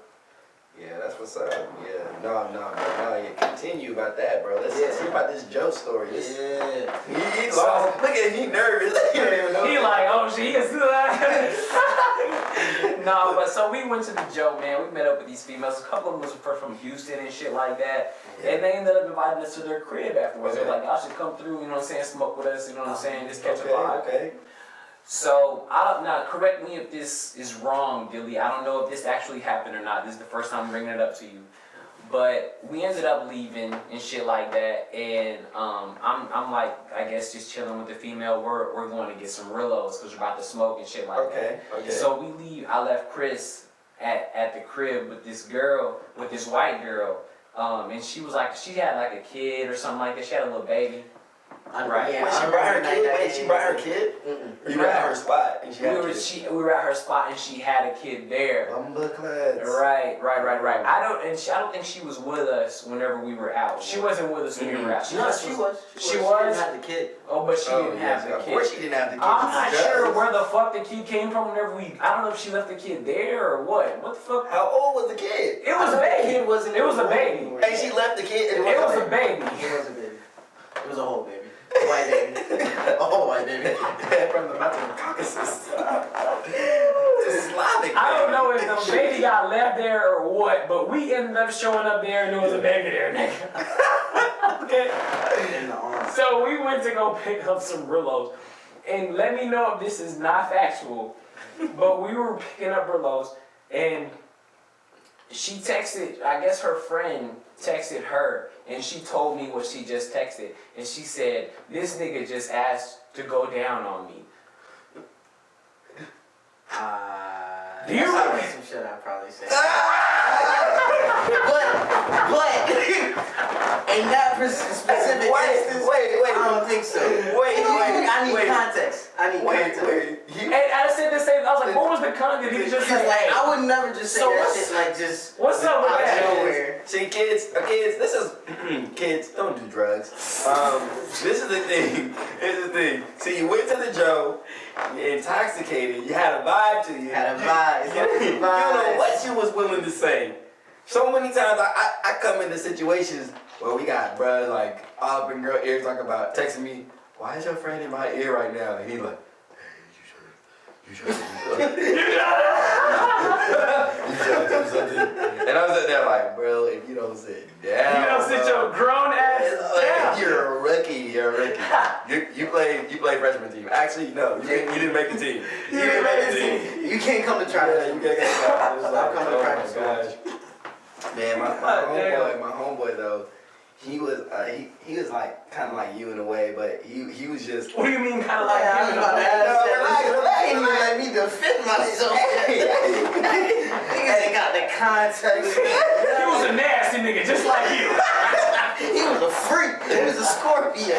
It's crazy. He was so wild. Look at him. He ain't even ready. He didn't get ready to defend himself yet. Alright, go ahead, Yeah, man. but long story short, my roommate, man, aka Dez D-Mac, GOAT, legend. You know, this guy, man, he was so simple though.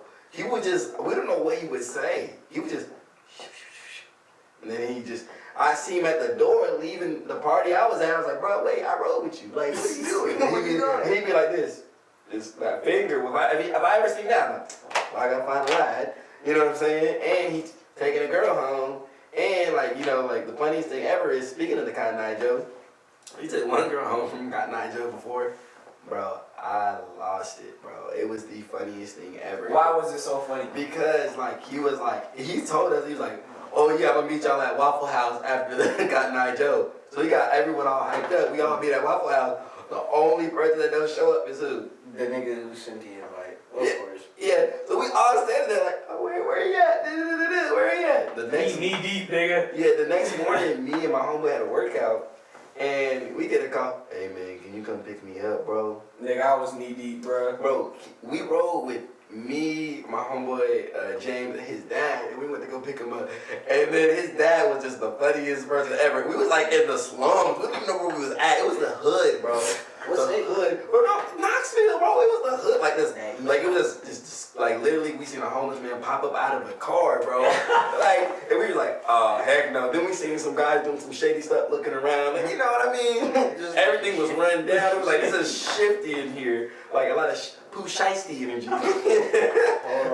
So next thing you know, he's like, I'm outside. I'm just walking around. That's I'm like, where you at?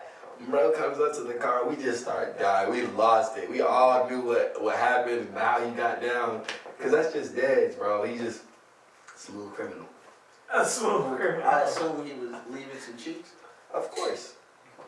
Of course. Cheek Kosher. What is the smoothest way you to bag the shorty?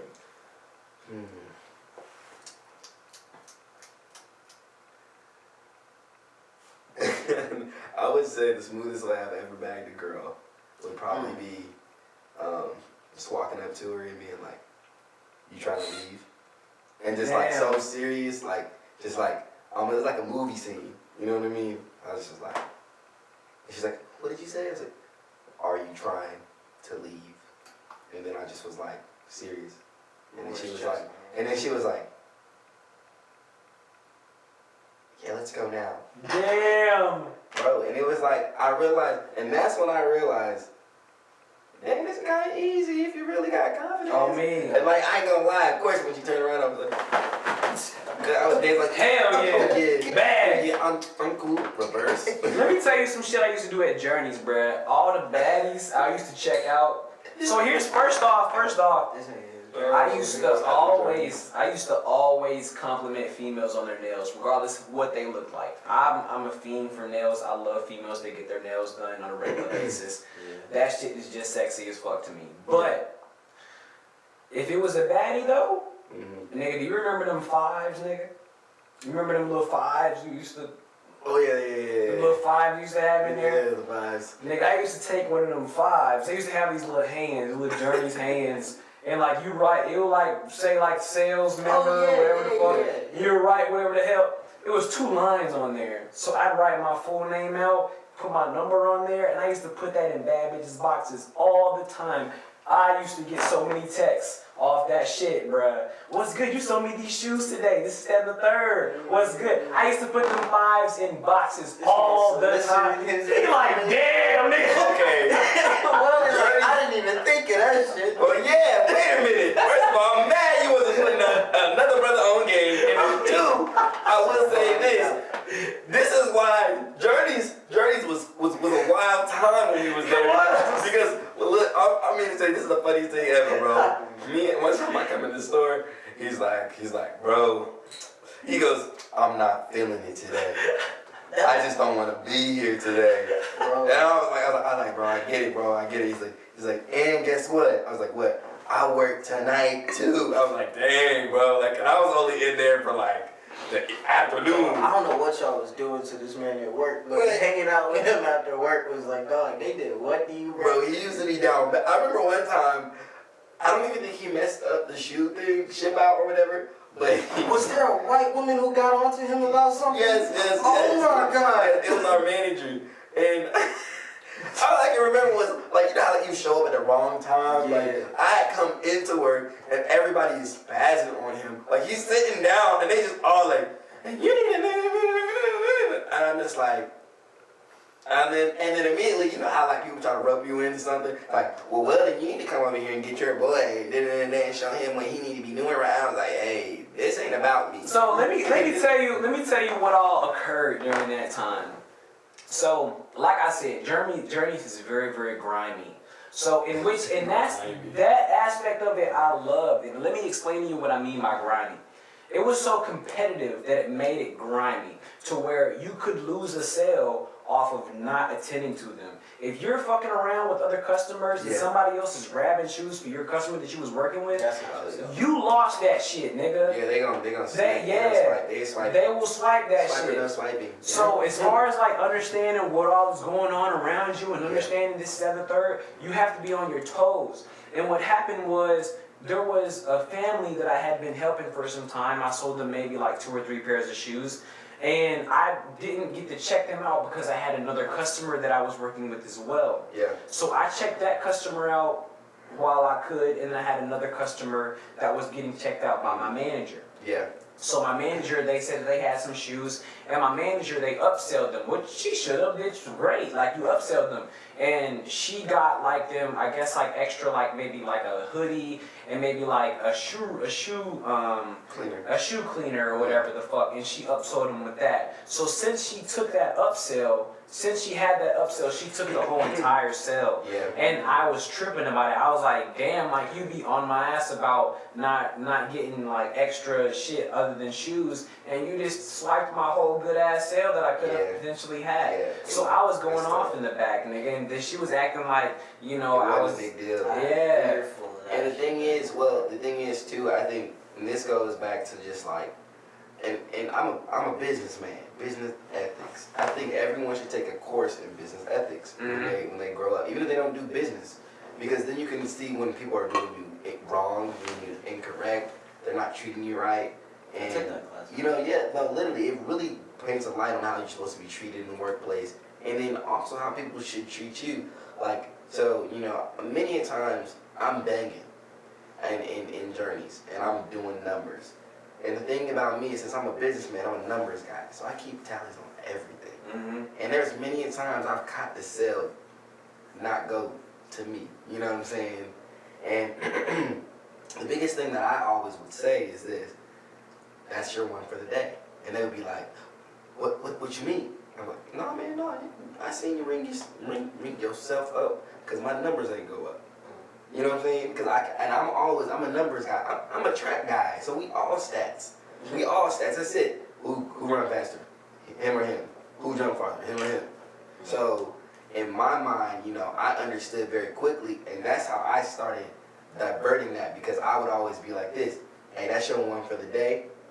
Don't let it happen again. Don't let that shit happen again. And the thing is, even though I was a manager in there, it was one of those things where even our district manager sometimes would come in there and try to bogart sales away. Like, which would be fucking annoying as shit. Would try to prove that he was somebody. But that's something in retail that's kind of jacked up, especially when, guess what? The reason we're talking about this is because we're paid on commission. Right. So since you're paid on commission and you get that base salary or $6, $7 an hour, that $7 don't mean nothing. People might not understand this, but retail is very territorial. Yes. I've never had this. Very, very territorial.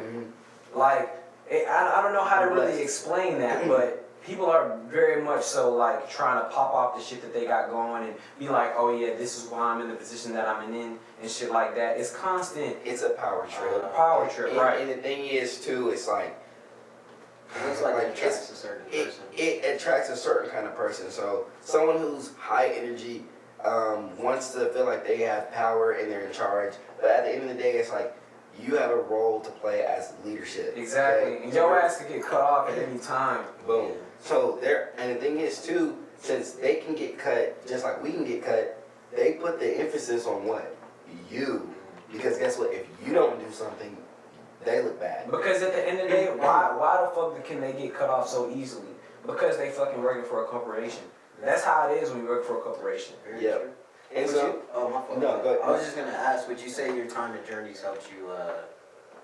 Or in retail in general. Yeah, I guess retail in general. Yeah, for sure. I mean, I'll say this: the culture in Journeys, was it more light in comparison to Foot Locker, Foot Action? Was that more like very, very, very like you gotta wear these stripes? You know what I'm saying? You gotta wear this blue tee. Yes, but the thing is, what's crazy is people were stealing a lot out of Foot Lockers and all them stores. Yeah, that's all. So that was it's a normal audit to see how much stuff gets stolen out of there, and that's not just employees. I'm not saying employees are just doing it, but I'm talking about people coming in there stealing in general. Just that was like the thing. So their focus is completely different than Journey's. So their focus is stop people from stealing. We losing money. Right. Because the thing is, no matter what is on the shelves in a Foot Locker, It's going. it's going. People buying it for their kids, for their cousin. Just it's $40 t-shirt, whatever. I need something for the night. You know, you've seen them old heads that pop up into the club and they're wearing literally the mannequin fit. You know, so like the thing is, I say the beautiful thing that I learned the most about retail is one, how to be personable. One, how to have very good customer service skills. Three, another thing, I skipped two. I definitely skipped two. Nah, you said two. Okay, I said two. But three, treating people how they want to be treated can change their whole mood. It's crazy You know what I'm saying? when you talk about stuff that you're learning, that you say the golden rule. That's literally what the fuck the golden rule is. Treat people how you want to be treated. Right. And so when you implement that, even to, like I've had ladies come in there and they only want to shop with me. Mm-hmm. They only want to buy from I me. understand that. You know what I'm saying? Guys too. Nah, that's my boy Weldon. I ain't buying nothing in here if he's not in here. Yeah. You know what I'm saying? And so when you have that kind of energy and that persona, it's only because guess what? Bro was having a bad day, and I was like, hey man, like, hey, keep your head up. It's only gonna get better from here. And I said, you're gonna get the job you need. You know, if you need a job here, I'm willing to find a way to try to get you on here. Like just having those kind of conversations, just encouragement. And I think the biggest things what I learned is even when I was having those days where I didn't want to be in the retail environment, you know, what I was telling myself and what I was telling others encouraged me to keep doing what I was doing at the time. Right. Because at the time it was just a stepping stone. Like everything that you go through in life has a purpose.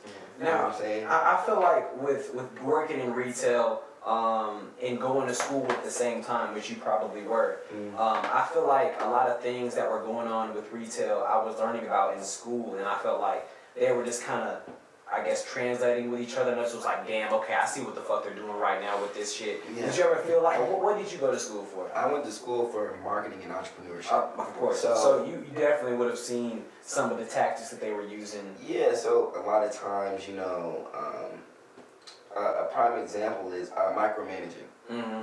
So you can be overmanaged. Fun fact, guys, you can be managed to the point where it's like, dang, bro, I can't move without someone telling me to move. Yeah. And a lot of times in retail, they try to turn everybody into robots. Right. The problem is you lose the authenticity of like what that brand is standing for. Like Right. Journeys is really like a creative, fun brand. Like, you know what I'm saying? When you think about Journeys, you don't think about like people on the floor grinding really, really hard. But the thing about Journeys is everything that they have in their store sells itself. They don't really have to do too much promotion because everything in it sells itself. Because nobody's in there for Journeys, you feel me? We're in there for Converse, we're in there for Vans, we're in there for Adidas, Fila. And that's the next thing. What I learned is just branding, bro.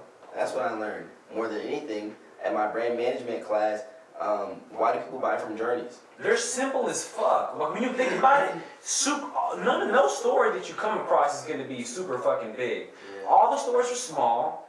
They don't have a huge amount of inventory. Yep. The shoes that they have, they're basic. They're just basic shit that everybody would want. And the thing is, too, simplicity is the best concept. Simplicity, right. So the thing is, people always think that, like, especially even in music, too. Like, my cousin, it's funny, he makes music, and he showed me all this music, and I was like, yo, that's super dope, but that's very overly complex. That's like, that's an artistic piece. Mm-hmm. You know what I'm saying? People don't understand what you just did with that bass line and how you lowered that and EQ'd and all that stuff. And the thing is, it's like you just made a lot of very much beautiful noise. Right. But the thing is, it's like, you know, what you gotta do is, you have to make it real simple, because guess what? It has to be digestible. Right. People gotta be able to eat it. They gotta be able to stomach it. So, you know what I'm saying? Take that same concept of digestion and apply it to your own brand. How did you take all that knowledge and experience from before, from all these places where you worked? What did you call it? The grouping of places in the mall that you worked? Champs, Foot Locker, Journeys, and Man, and Walking Company. yeah. like just applying all of that experience to your own brand. Once you realize, hey, I'm making the corporation money and not myself with all my time. What does that process look like? What that process looked like is, first it was like, wait a minute, like, if I can be a conduit of something else, I can be a conduit for myself. I can have ownership in my life. You know what I'm saying? Yeah. I don't have to be, reactive to everything that's happening to me. I can be proactive. You know what I mean? And so what I did was I took all those kind of concepts of what it was, and I funneled it towards creating a marketing agency where I could just be creative. Now, the marketing agency at first was doing a lot of different things. It was building websites, it was doing SEO, it was doing a lot of too much. And so what we did was, like I said, we have to be just really great at something. Do just one thing. We don't have to be great at everything. I like that word that you use, conduit. That's people might not understand what that word means, but that means anything that's going through you is helping what the fuck they got going. That's what the fuck a conduit is. And so what I it's did, an integral role, bro. And it changed the game of how I even operated. Right. So me and my boy Zay, my business partner, we were like, yo man, we doing everything for this one company we was working with, and it was like, bro, we weren't feeling like fruitful in it. Right. We were always on the phone. There was always something wrong. We were sending them stuff. They were like, no, we don't like this. No, we don't like that. And I said, dude, we need to put ourselves in positions where, guess what? We're the experts in this field. No one's doing what we're doing. right? You know what I'm saying? And they don't know how to get it done. That's why they're calling us. So the thing is ownership. So that also means having those, kind of like Journey says, tough conversations, which is another key element that I learned. Is like sometimes you have to tell people no. Right. Yeah. As far as you being like a conduit, do you feel, I'm not really sure, I wanted to touch on this earlier, but I'm not really sure what your role is in Plugged In Knox. Do you feel like you're a conduit in that whole situation or what? So just to paint the picture for you, so in Plugged In Knoxville, I really at that time I was just a marketing guy. Right. So for them, so what I did was I just tried to make sure that I built connections on things that would help promote them. Okay. So I ran their social media at one point. I got a videographer, shout out my boy Ray J, Sigma. Ray J. Yeah, he's great with the camera. Plugged him up, made sure that he had all the tools he needed. Hell yeah. And just kind of like doing the networking side of things. Well, who? My fault. But before we go into like all of that, what exactly is Plugged In Knoxville? You had to explain it in. Hold up right quick. I have to piss like hell. I'm sorry. I've been drinking and shit. Let's go ahead and pause and everything. Let's start moving. Oh, I thought the fucking tripod was on that box still. I was like, what is happening? He kicked it. I thought everything was about to come falling down. What was the name? What did I say the name was? Whoa. Is that one messed up? The angles, yo. What did I say the name of Swag's episode was? Remember I said some shit? We did say something about it. It was something that he said that we was like, that's the name of this episode. Yeah, we'd have to go back through it. Anywho, Silence is the Voice of God is the name of this fucking episode. Yeah, that's hot. That's hot. I appreciate that. That's what's up. No, literally, bro. Like, I realized, like, when you don't say anything, people feel you more. Yeah. Sometimes you sit there in silence and you don't say nothing, and then, like, even in sales. So, if you want to, the art of a good salesman is pretty much as a point in which you stop talking and you just. So, do you want to get it? Always be closing. And always be closing. And so since you're sitting there and you're in that moment, guess what? First person to speak loses. Every time. So the person's like, okay, I mean, yeah, I'll get it. How many times did I do that when I was selling shoes? Right. How many times did I do that when I was selling solar panels? In fact, I sold solar panels too. You sold solar panels? Yeah. I'm doing a whole bunch of research on solar adoption and solar panel installation. Yeah, so I can help you out with that. Just, Oh, no, it's not for my personal things. Oh no, I don't need no help with that. I'm good on that. Well, I got that covered. alright. Well. Alright, bro. I'm just trying to be of assistance, bro. Help over here. Dang, bro. No.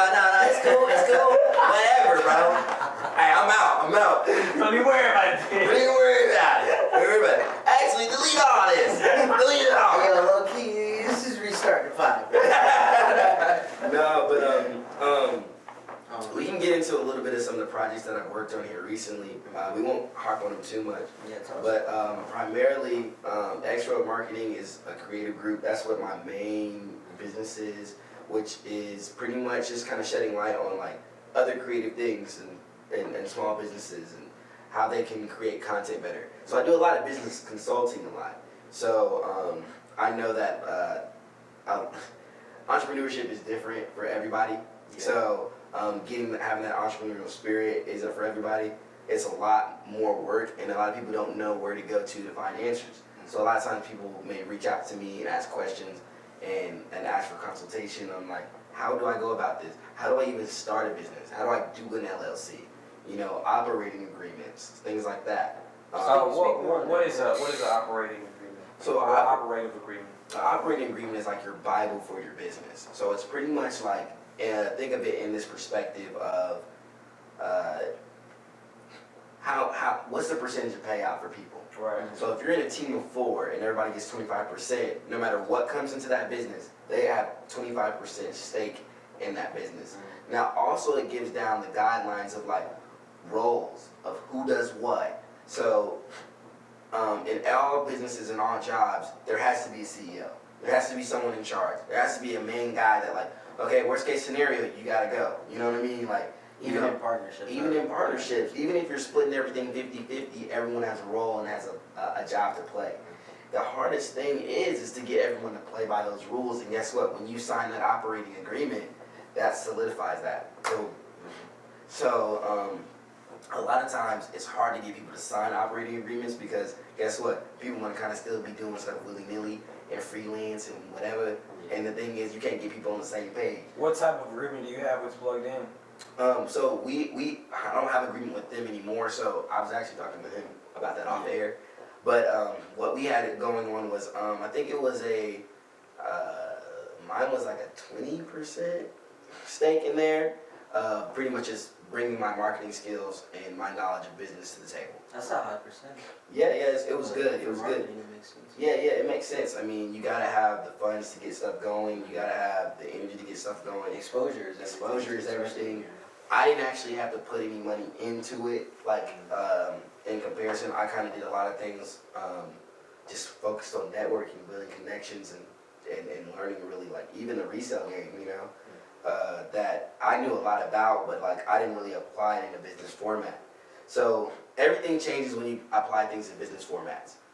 So that goes back to, like, operating agreements, business plans. People need those, you know what I'm saying? Because, for example, if you want to get let's say you wanted to get a retail space, you got to come with a business plan, you got to come with a P&L statement if your business has been, you know, actively creating. Yeah, especially because guess what? The landlord doesn't want to have to be like, dang, y'all can't pay rent. Right. So the thing is too, it has to be viable. So meaning what? That means that like everyone that's all parties involved, it's self-sustaining and it can happen and it can move and grow. Now the biggest thing when it comes to, we're just talking about products and services right now, obviously. When it comes to products is product placement. So where you're placing it on the web, where you're pushing it, are you taking shots of it? And then when you have a service and you're offering your service to someone, it's that gets very, very it gets very finicky because it's like, okay, your services, when you have a service job or anything like that, you have tools you have to bring to the table. So how do you feel about social media services? Because we literally just had someone on the pod who does not have any type of website to sell his clothes. All he has is just Facebook. That's how he sells the majority of his clothes. Man is definitely successful. Now, granted, he also has a brick and mortar spot that he, sells his clothes out of, but he does not sell anything, using the website. Well, the thing is, in this day and age, he's kind of smart in how he's going about it because guess what? Brick and mortar stores are dying, right? But they're dying because guess what? Oh, you can just buy it online. Well, he just cut that one conduit out of the way, that one stream, that one channel, because it's like, okay, I want people to actually live in this store and I work in this store, and this is my store. I need you to come to the store. And I don't want an additional bill kind of in a way because, websites, they need maintenance. They need guys on there to add. You know what I mean? Like gotta be updated consistently every month. They gotta add plugins. You know, all those things cost money. They even need their own POS system in some cases. Right. Point of sale for all you people who don't know what that is. Get a job. Yeah. Stop sitting on your couch. Get a job. Get money like that. But the biggest thing when it comes to that is he's smart in how he did it. He was like, okay, I got drippy clothes. I'll showcase them on my Facebook, but you can purchase them in my store. Right. Or if you want to purchase them, you can DM me on Facebook on my Facebook Marketplace or whatever. That's cool, and that's how he's probably making the most of his bread. It's just you can control your channels, so people forget that. Like personally, I'm one of those guys. I want to be able to sell on every platform. Yeah. I want to be on eBay, Amazon. Diversifying around. Of course, like I want to have it all. Just hey, you can get it anywhere. You know, it's available. Shoot, if I could have it at Walmart, I would. That's what they call, or at least in my opinion, they call it like the Hail Mary strike, because exclusivity breeds growth and interest, or it can reflect interest in your brand. Well, it forces people to either be fans of you or not. Right. That's the thing. That's the biggest thing when it comes to branding and stuff like that. Like, it's either you like Nike or you don't. You know, and the thing is, you don't want to get yourself in a situation, even when it comes to your channels, that you can bring into your own business, your own product, your own service, where it's like, dang, this is it. This is the only place you can get me. This is the only place you can get a piece of me. Because guess what? A lot of people won't do things full time because they're like, oh, I'm only making this much money. I got to do something else. Right. But it's like, okay, if you went all into this, you know what I'm saying? And it's crazy because this is really gonna step on some people's toes. Sometimes people saying putting your eggs in one basket, right? Putting all your eggs in one basket it's such a bad idea. They make that thing sound so scary, right? But the thing is, okay, if you put all your eggs in one basket, but you're working as hard as you were with all the other stuff you're doing, it's kind of hard for you to mess up and fail. Right. Yeah. Unless you're really just being just completely inconsiderate of doing your research, your R&D, your research and development, you know what I'm saying? Because that's part of everything. You know, that's one thing even when it comes to startup brands like the ones I got to work with the Argan Oil Company. She was very adamant about, you know, doing her research on everything. So it gave her the opportunity to not necessarily mess up in the argan oil industry. Yeah. So the thing is, she just was missing some pieces, like contracts. Like if you have wholesale a product and you getting it you're getting a wholesale product for one price and you're bringing it to someone and you're saying sell it for me, you know, you get a contract on that. Guess what? It's kind of like licensing. Yeah, licensing to use your name, things like that. So trademark agreements, things like that. That a lot of people don't even understand that. Like, there's a lot of things that come into this business world that are way bigger than just the actual product of itself. So I shoot a lot of video, and I shoot with drones as well. You gotta have a license to shoot commercial. Yeah. You know, it's gotta be registered with the FAA.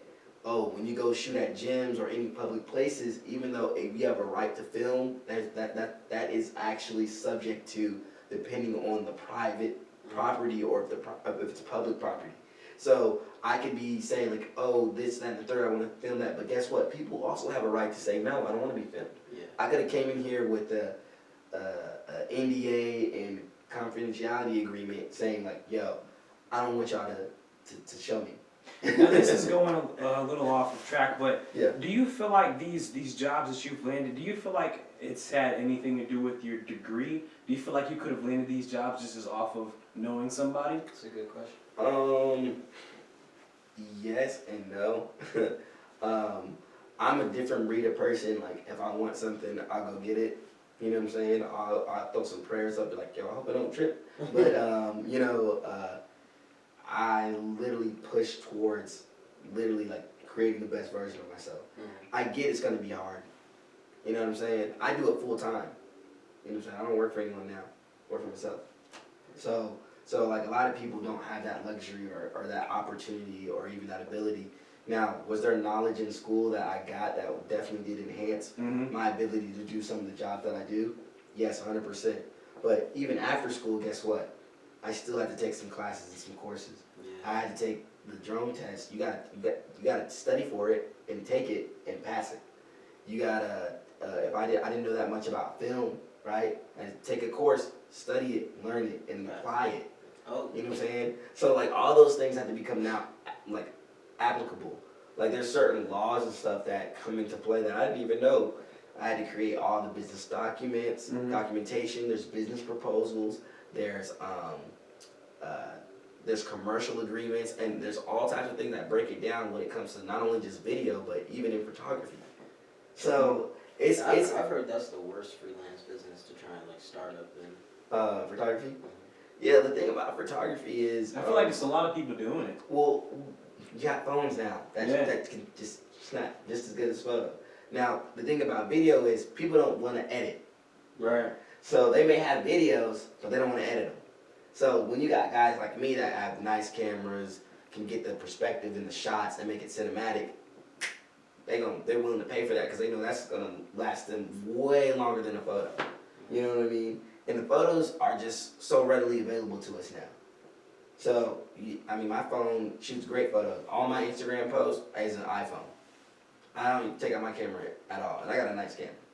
So What about plugged in? What do they use? Do they use actual cameras or what? So we were using phones. So We were using phones. We just got lighting and phones.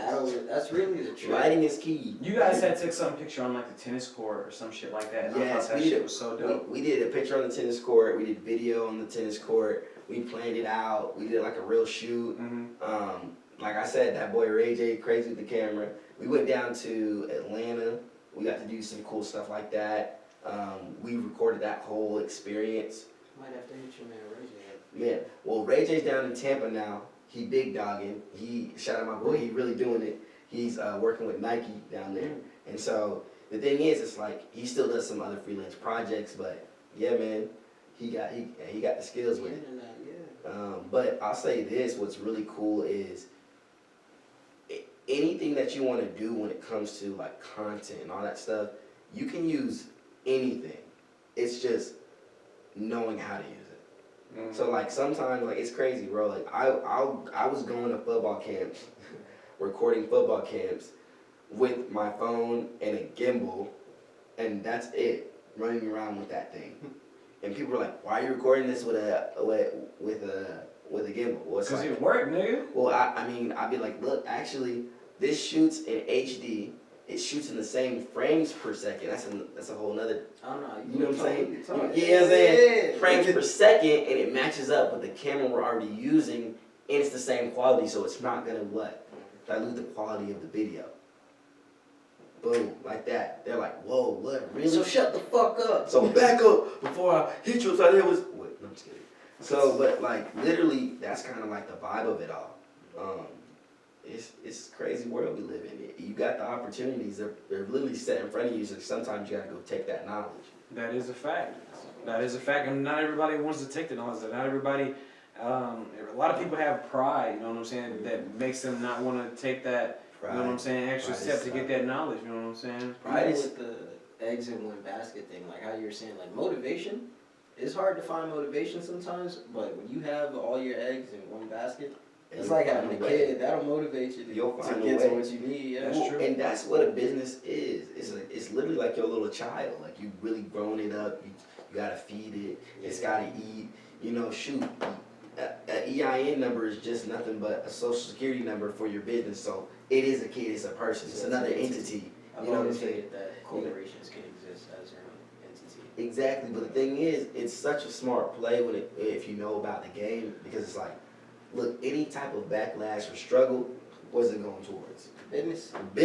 Right. I ain't worried about it. Hey, it's fine, bro. Before we take this out, bro, we just wanted to talk about just the relationship that you might have gotten just off of being a student athlete, and just the I don't know, just the different things you've been able to do just because you were a student athlete. Hey, you're a well-networked guy, my friend. Thank you. I would like to say I'm a well-rounded individual. You know what I mean? Did the sports thing, done music, done the business entrepreneurial side of things. But let's focus on the sports here. So I got into track a little bit late in the game. Did it in high school. Got blessed with the opportunity to run at the University of Tennessee all 4 years. Triple jumped and long jumped. Didn't really have the best stellar career, but I was broken foot most of the time. But the relationships that I got to cultivate and meet were very important and taught me a lot about just being like the person that I am right now, and being a successful athlete. I'm not the biggest guy on the planet, but pound for pound, talk about being a competitor. I'm a competitor. I don't like to lose. Losing's never fun, but understanding that it's you never really lose. You just learn. You just learn what really works for you, like how you can compete and how you can get better. Right, and that's how a lot of fighters think. They think that they never really lost a match; they just ran out of time. Yeah. And the thing is, it's like everything has to be in the right timing too. So in my years at the University of Tennessee, I got opportunities to host award shows, which taught me my public speaking skills. I learned how to do stuff not only on the fly interview wise, but also build camaraderie with my teammates and have friendships that are gonna last me a long time. Just got done. One of my teammates, she actually went to high school with me and the University of Tennessee. She just got married, so shout out to Mia. It was a beautiful wedding. But even in that, primarily focusing on even other athletic ventures, which leads me. Other team sports besides track or anything? Well, yeah, I did when I was younger. Basketball, baseball, and then currently right now, I've been training for the Olympic bobsled team. So that's kind of a cool running. Yeah, it's literally cool runnings. Jamaica, we are the bobsled team. Hey, draw London, your fish make it look like a foot. I got blessed with that cool, opportunity to do that with, his name is Lane. Lane kind of put me on. He was like, hey, I know the coach that, does this, that, and the third. And let me see your distances. What have you done in track? What have you done on speed? And what do you have? And I currently still am working out like it's a job. I know that bobsledding is all about explosiveness. Yeah, it's all about. So were you a sprinter whenever you were running or no? I was a triple jumper primarily in college. So I was we more powerful than most guys. Pound for pound, we're just more powerful. I can deadlift 425, you know what I'm saying? And I weigh $150, So. Are you sure you're deadlifting 425? 100%. I know how much 425 is. I can't. I wouldn't lie about that. I can power clean 235 easy. If you want to come see me in the lab, you can come see me in the lab. It's whatever. My vertical was 39 inches. I got power. Damn. So I got bounce, all that stuff. You ain't got no calves though, bro. Yeah, how you bobsledding with no calves? How you bobsledding no calves? Wait a minute. First of all, I gotta go get up my calves they small and stuff we can't even see no calves. Little calf boy. Why, bro, from the back even trying to look at the calves? Dang, watch out, bro. My calves ain't small. Dang. My first ever dunk was not even until junior year of high school. Wow. Okay. Yeah, and I was huh? How tall are you? In high school I was 5'5" when I dunked the ball. Well, and right now I'm what goal? Nah, cause I'm a 10 foot, bro. Okay, the only fine. goal that matters. You don't dunk on no 9 foot. Bro, I'm just dunking in junior year of high school. Right, because you're not very tall. That's I'm why I'm 5'8", bro. On a good day. I'm really 5'9", probably if I stood up straight. Right. Dunking at 5'5", cause I'm baffled right now. I couldn't have been doing this. It's possible. It's just touch the net. I focused on don't even technique. That's nothing to say. I know, right? You didn't even say rim, dog. I can touch rim, but if we talking about dunking, I'm touching net all day. Yeah, man, net, bro. I be in the net. The fuck I be in the net, bro. I be in that net. I be. hanging from the room like Jordan. But He was the kid that jumped up, grabbed his neck, pulled himself up, and then tried to act like chill out. Yeah, swinging and stuff. Eyes closed, just swinging. Tongue out and everything. No, but like that opportunity came. I go to Bible study. We wildin', bro. I went to Bible study with the group from Faith Promise Church I go to here in Knox, and Lane just offered me an opportunity and was like, "Hey, if you want to do this, we can make it happen." So I started lifting primarily with a friend of mine named Gabe Crisp. He's in a band called Whitechapel. Harmless Plug. Is there specific lifting that you have to do to get ready for bobsledding? So it's like Olympic lifts. We kind of started tailoring a lot of the stuff to like sled pushes, because obviously you pushing a sled. And so I've been doing a lot of things like that. You do a lot of rows? Seems like you do a lot of rows. Not really a lot of rows. You don't really got to do that. We do a lot of like shoulder work, lat pull down, and stuff like that. And that's just me, all honesty, like on my own with my workout guy, Gabe. Like that's what we do. And then Lane kind of just is setting up pretty much the combine that I'll eventually go to. So I'll go to a combine, try for the team, make the team, of course. If that's what that's what I want to do, I'll go do it. If I don't want to do it and I change my mind and I want to be sliding on the ice, I won't do it. But the thing is, it's like I've been blessed with his athletic ability, and I was like, I might as well do it. As far as like the dynamics of like bobsledding, is there a certain like, I don't know, I remember watching Cool Runnings and just watching them like doing all the different types of like lean motions and shit like that. Is there anything that you gotta do? Well, the thing is, it's crazy. It's kind of odd how I even have this opportunity. I have not even been in a bobsled. I was just gonna ask. Yeah, So I haven't even been in one. I literally have just been working out in preparation to then hop in one. That like I don't know when that moment will come. But with all the research, having Lane as a definite like point of emphasis, point of contact, like all that is really like I realize that we don't really do like my position. I'm not gonna be steering. So I'll be like just pretty much a push person, and then there's a driver, and he's like the strongest person, and he's like the brakes of everything. Yeah. So he's like the brakes and the most powerful, but I'm just on the side, just kind of making sure it stays steady, and and then I just hop in. So that's it. That's it in theory. Obviously, I haven't really done it yet, but when you're blessed with being athletic, you kind of You get these doors open to you, doors just nigga. open up, and so. If you catch a brother in 2022 at the Olympics, Winter Olympics, hey, holla at me. Y'all niggas be looking out, bro. What's your last name, bro? Weldon Wright. What looking out for wasn't right, bro. Let the fuck them know. Yeah. Well, hey man, thank you for coming out on this podcast. We've been at it for a long ass time. We have, bro. Yeah, we man, got I some good appreciate shit. Yeah, we do. Appreciate it, man. I appreciate all the love that y'all showed me here. Yes, sir. Locomotives, man. Locomotives, man. Y'all know where we So at. peace and blessings, man. Yes, sir. All right, we'll see you guys on the next one. Peace. Oh yeah.